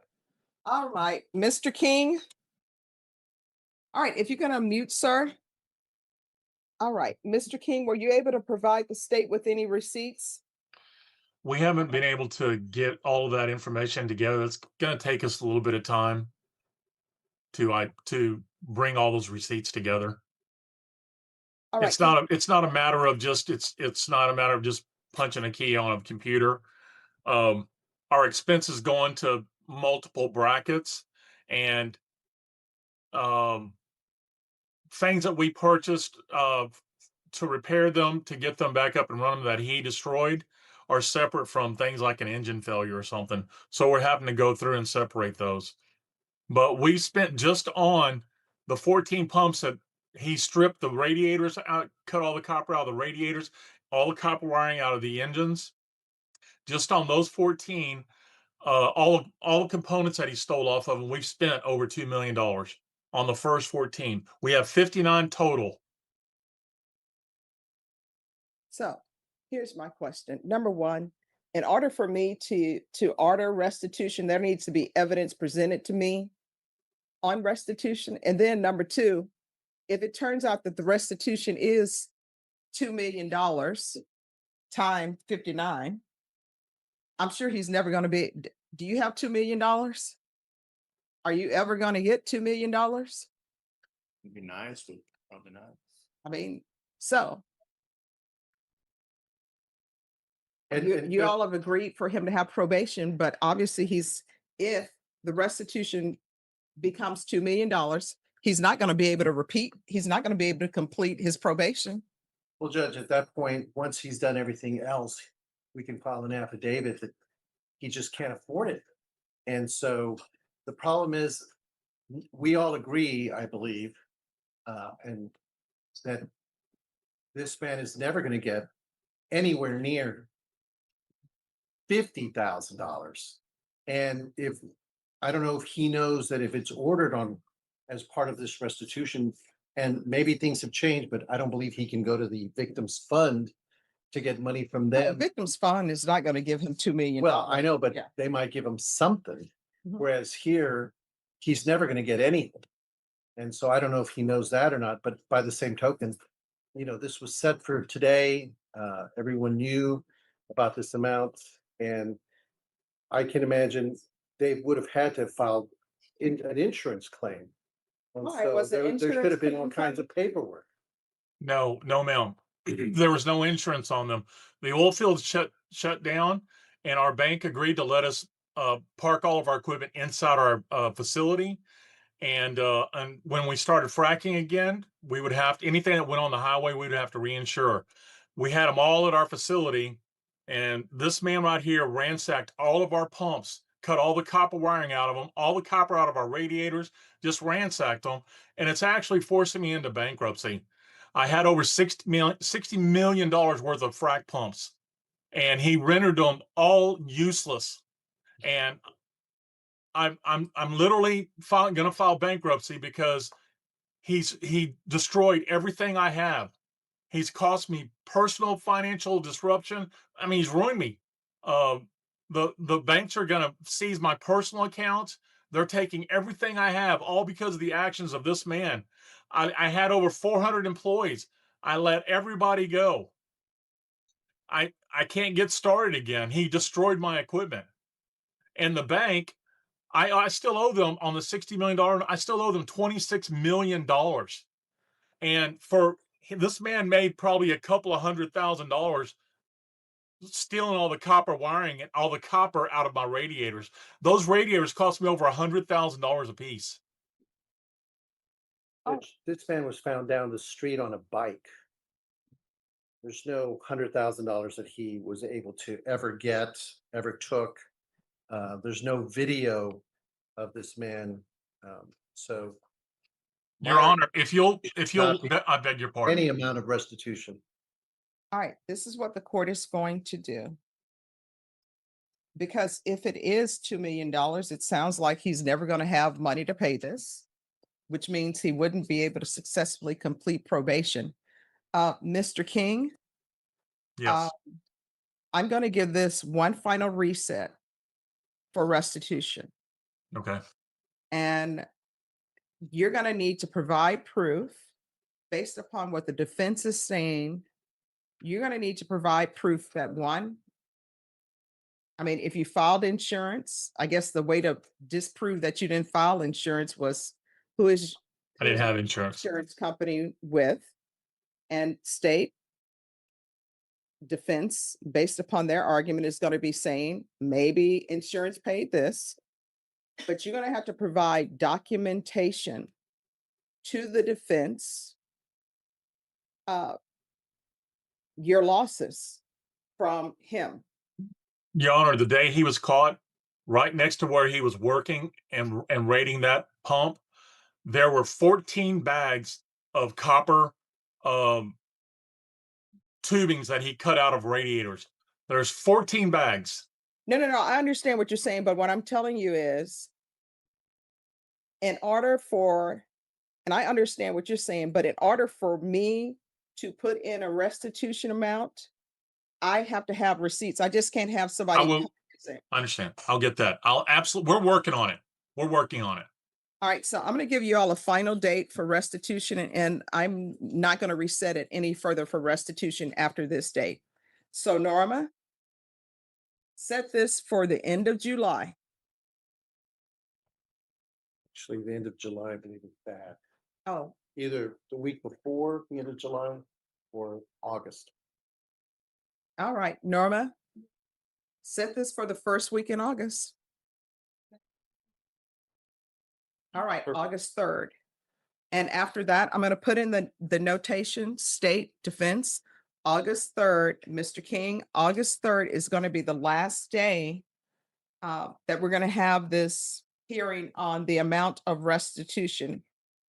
We'll have it, Your Honor. All right. And then those documents or whatever receipts you have, you'll need to tender those to the state and state. Provide them to defense. And with regards to those documents, is there going to be, because Mr. King, you're in Bexar County? I'm in Corpus.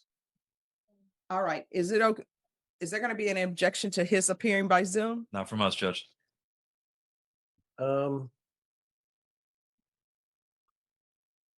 How soon can he get the paperwork to us? I guess that'll make the decision. I don't know. He's going to do his best. You want him to show up in person, or you could come on Zoom? You don't care either way. He can appear by Zoom, Judge. All right. So, Mr. King, you can appear by Zoom, and that's going to be August 3rd. I've got it. Does he have the state's email? Yes, Judge. All right. So just And defense, are you okay with him emailing documents? No, they're gonna have to be. No, I'm just asking. If Yeah, you want them certified or want them whatever. certified, there's gonna have to be some kind of somebody to put him into evidence, Judge, and And here's the thing, I'm just asking Right. so that he will know what he needs in the state. You're on notice what he's asking. Of course, Judge. All right. And Mr. King, I'm sure the state will call you to let you know specifically what they need. Thank you. You're welcome. All right. See y'all back on August 3rd. Judge, regarding that, since it's being reset to August 3rd and the state is recommending probation, is there any way we can get a PR bond for my client? No. All right, Mr. King, you're excused. Thank you. Court goes on the Zoom record. Case is entitled State of Kansas versus Heather Carwee, 26 CR 93. State of Kansas appears by Assistant Butler County Attorney Brett Sweeney. The defendant, Ms. Carwee, appears in person and by court-appointed counsel Jim Watts. This matter does regularly come back before the court this day on the pretrial conference plea docket. And announcements to the court, Mr. Watts. Thank you, Your Honor. Based on plea negotiations with the state and email earlier this week, it's my understanding my client would plead guilty to count 3 of the information, possession of marijuana, as well as count 4 of the information, driving while habitual violator. Count 4 being a Class A non-person misdemeanor, count 3 a Class B misdemeanor. At time of sentencing, which I presume we would do this morning, the state is asking for 5 days served on the driving while habitual violator. It's my understanding my client would ask that to be served. The state does not object to. And Mr. Sweeney, is that the state's understanding of the plea negotiations? Yes, Your Honor, all that's accurate. Ms. Carwee, Mr. Watts has advised the court you do wish to enter a plea of guilty to count 3, possession of marijuana, a Class B non-person misdemeanor, and count 4, driving while a habitual violator, a Class A non-person misdemeanor. Is that correct? Yes. You understand in regards to count 3, possession of marijuana, B, non-person misdemeanor, you could be sentenced up to 6 months in the county jail. And in count 4, you could be sentenced up to 1 year in the county jail. Yes. Have you had adequate and sufficient opportunity to consult with Mr. Watts prior to entering your plea herein? Yes. Ms. Carwee, the court does find that you are knowingly and voluntarily pleading guilty to count 3 and count 4 as set forth in the state's information, and the court accepts the same. The court grants the motion of the state to dismiss count 1 and count 2.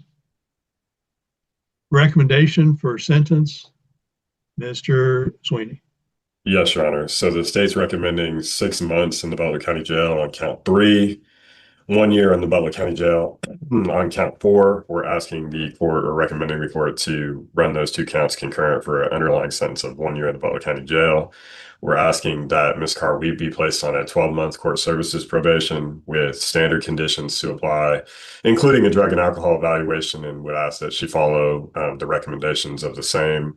All standard conditions above and beyond that. We are asking for a 5-day jail service on count 4, but it is our understanding that there may be a house arrest request for that 5 days, and the state, pursuant to plea agreement, has no objection. We're not requesting a fine. We are requesting court cost, probation supervision fees, and attorneys and bids fees if they're appropriate. Thank you, Mr. Sweeney, and recommendations from the defense, Mr. Watts. Your Honor, the recommendations, Mr. Sweeney, are entirely in keeping with the plea agreement. We would join those recommendations. We believe they are appropriate. Thank you, Mr. Watts. Ms. Carwee, it is the order, judgment, and decree of this court that you're hereby sentenced to the care, custody, and control of the Sheriff of Butler County, Kansas, to serve 6 months in the county jail as to count 3. Court orders you to serve 1 year in the county jail as to count 4. Court does run those sentences concurrent to each other. Court does place you on a 12-month reporting probation with court services. Court does order you to obtain a drug and alcohol evaluation and abide by the recommendations as set forth therein. Court does impose all standard conditions of probation upon you. The court does not order you to pay a fine herein. Court orders you to pay the court cost. Court orders you to pay probation supervision fees. Court makes inquiry as to your financial wherewithal. Are you currently employed? Yes. Where do you work? I'm a bartender at Showboat Bikini Sports Bar. And how many hours do you work a week? 20 to 24 hours. What's your approximate rate of compensation? $90 a day, $100 a day. Times 4 days, like $400 a week. $400 a week. And that includes all of your perhaps tip money, that sort of thing? Yeah. Pardon me? Yes, sir. Okay, thank you. Based on that level of income, I do not believe that you possess the financial wherewithal for reimbursement of court-appointed attorney fees and the bids application fee, and the court does so find an order. I do order you to pay on the court cost and supervision fees. Any further standard fees, I order you to pay at the rate of $50 a month. $50 a month.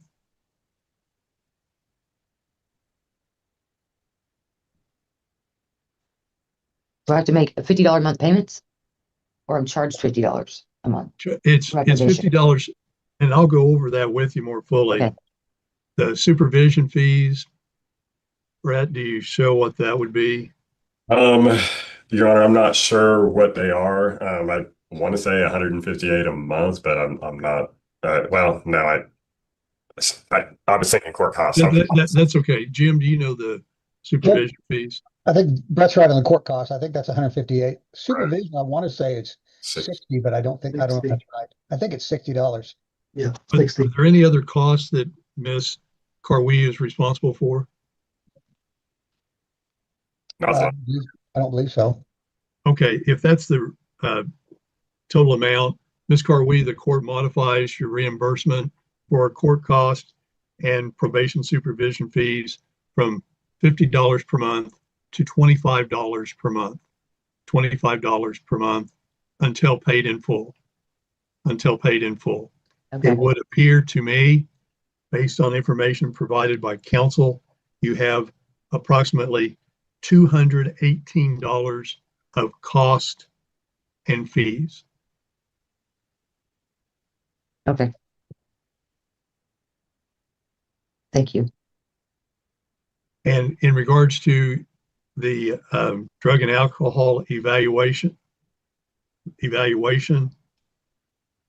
there may be some fees that are involved with any treatment that may be recommended therein. Yeah. I do not know. That's all speculative at this point. Yeah. Immediately after this hearing, I do order you to report to court services there in the Butler County Judicial Building in regards to the probation program. Okay. Do you have any other questions? No, sir. Mr. Sweeney. Did the court take a position on the 5 days house arrest, whether that was going to be ordered or not?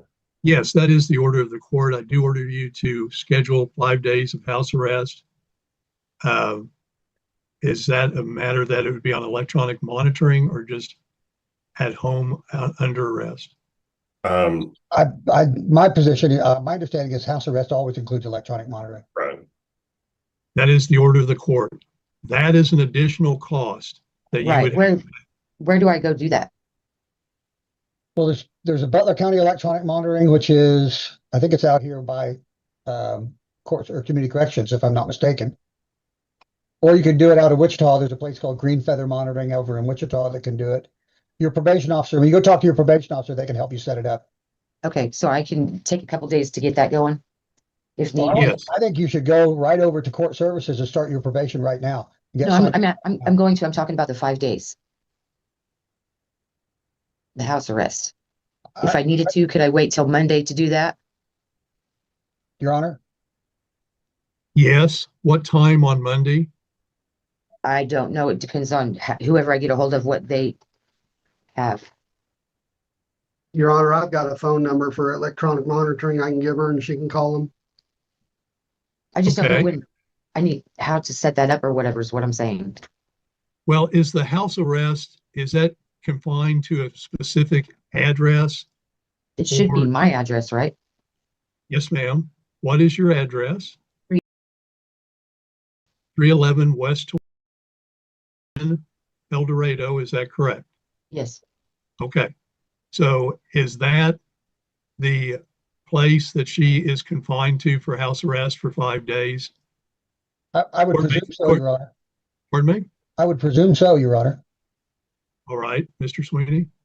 Yes, Your Honor, I think that's accurate. Okay, that is the order of the court. You're saying, Miss Carwee, I would highly recommend before I order that you start that at this time, your house arrest. The court will give you the opportunity to meet with the monitoring individuals. But if you start it today, it will just be accomplished in 5 days from now. Right. I'm not saying that I don't want to start it today. I'm just saying I don't know how that process works. Court services will work with you in establishing that program with electronic monitoring. Okay. So I am ordering that your house arrest 5 days begin at this time. So you will be off of house arrest at 10 a.m. 5 days from today. So just so we're clear, Your Honor, does that house arrest permit her to go to work if she's working during that time? Or is that strictly at home? And Mr. Sweeney? Your Honor, that wasn't necessarily discussed, and I would leave it to the discretion of the court as to what the court thinks appropriate on work release, I guess, from house arrest. Are you scheduled for work at the Yeah. Bikini bar between now and 5 days from now?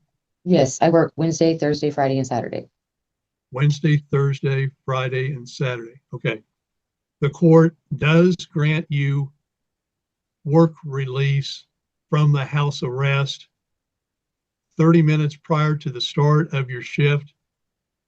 And the court orders that you be back under house arrest at your home at the address that you set forth on the record. You'd be back 30 minutes after your shift is over. Okay. Thank you. Yes, ma'am. Thank you very much. Any other specifics that need to be worked out at this point in time? Mr. Sweeney, Not that I'm aware of, Your Honor. Thank you. Mr. Watts? Nothing else, Your Honor. Thank you. Any further questions, Ms. Carwee? No, thank you very much. Ms. Carwee, question I have to you is where do you head now? To the probation court services here in this building? Yes, exactly. Court security will assist you with that process. All right, thank you. There being nothing further to come before the court, court is in recess. Ms. Carwee, good luck to you. I hope that you can get this matter taken care of and turned around at this time. Thank you. Work on it diligently. Court's in recess. You're free to go.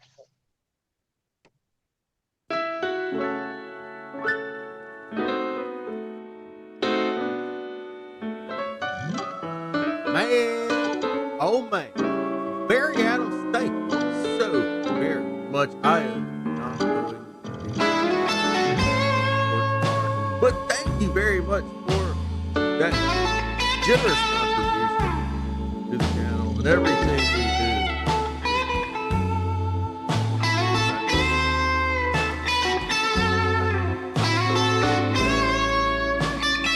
I used to know how to create.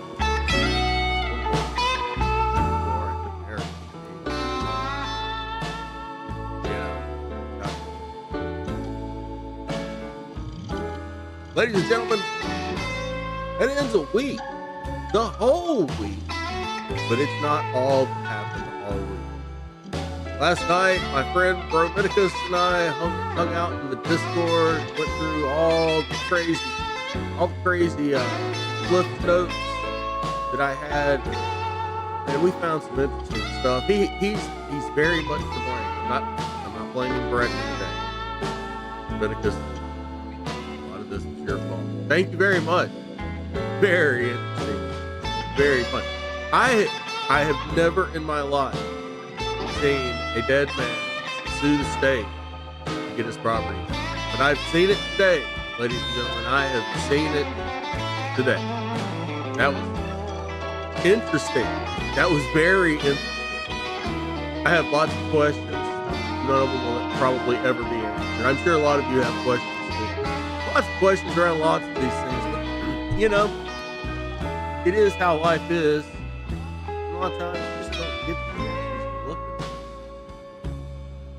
But I can give some answers, like who are these great people who have been hanging out with us today?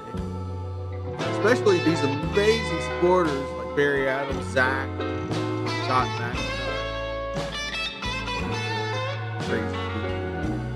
Kiernoth, great to see you. Great Grandy, Politicus, Becky, Gerlay.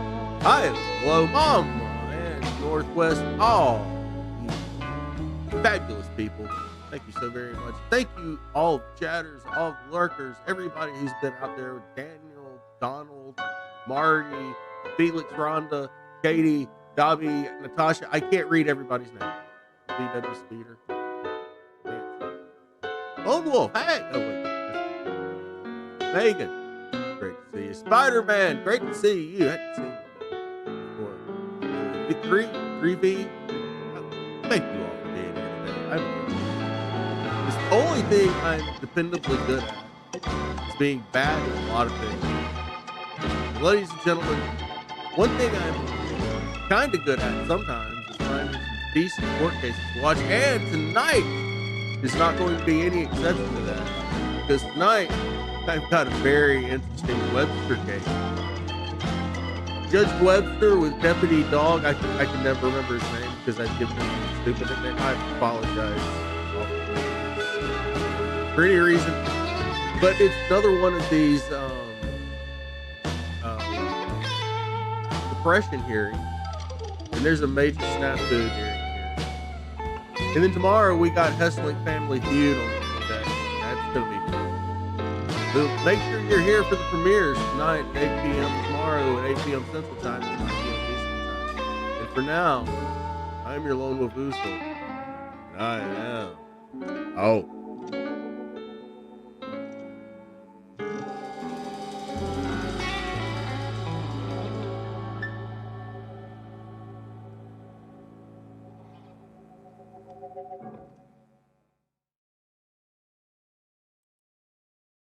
Yeah. Webby is getting an 8 p.m. premiere on Saturday. That's going to be fun. I think. Hold on.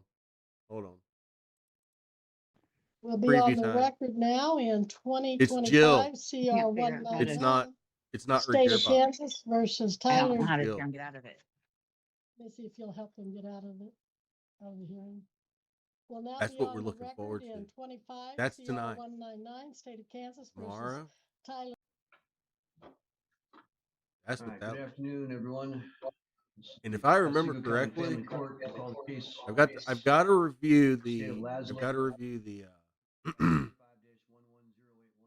the report on this one again because I honestly am thinking I might have it mixed up with another one. This one gets kind of crazy. Both of these are a little bit over an hour, just a little bit. So make sure you tune in later tonight for this website tomorrow for this estimate. For now, I'm out. I think. Not really. Come back. Wait, oh, hey, you guys are still here. Why are you here? There's nothing else. I'm done. Go. Get out. See you later. Bye. I'm really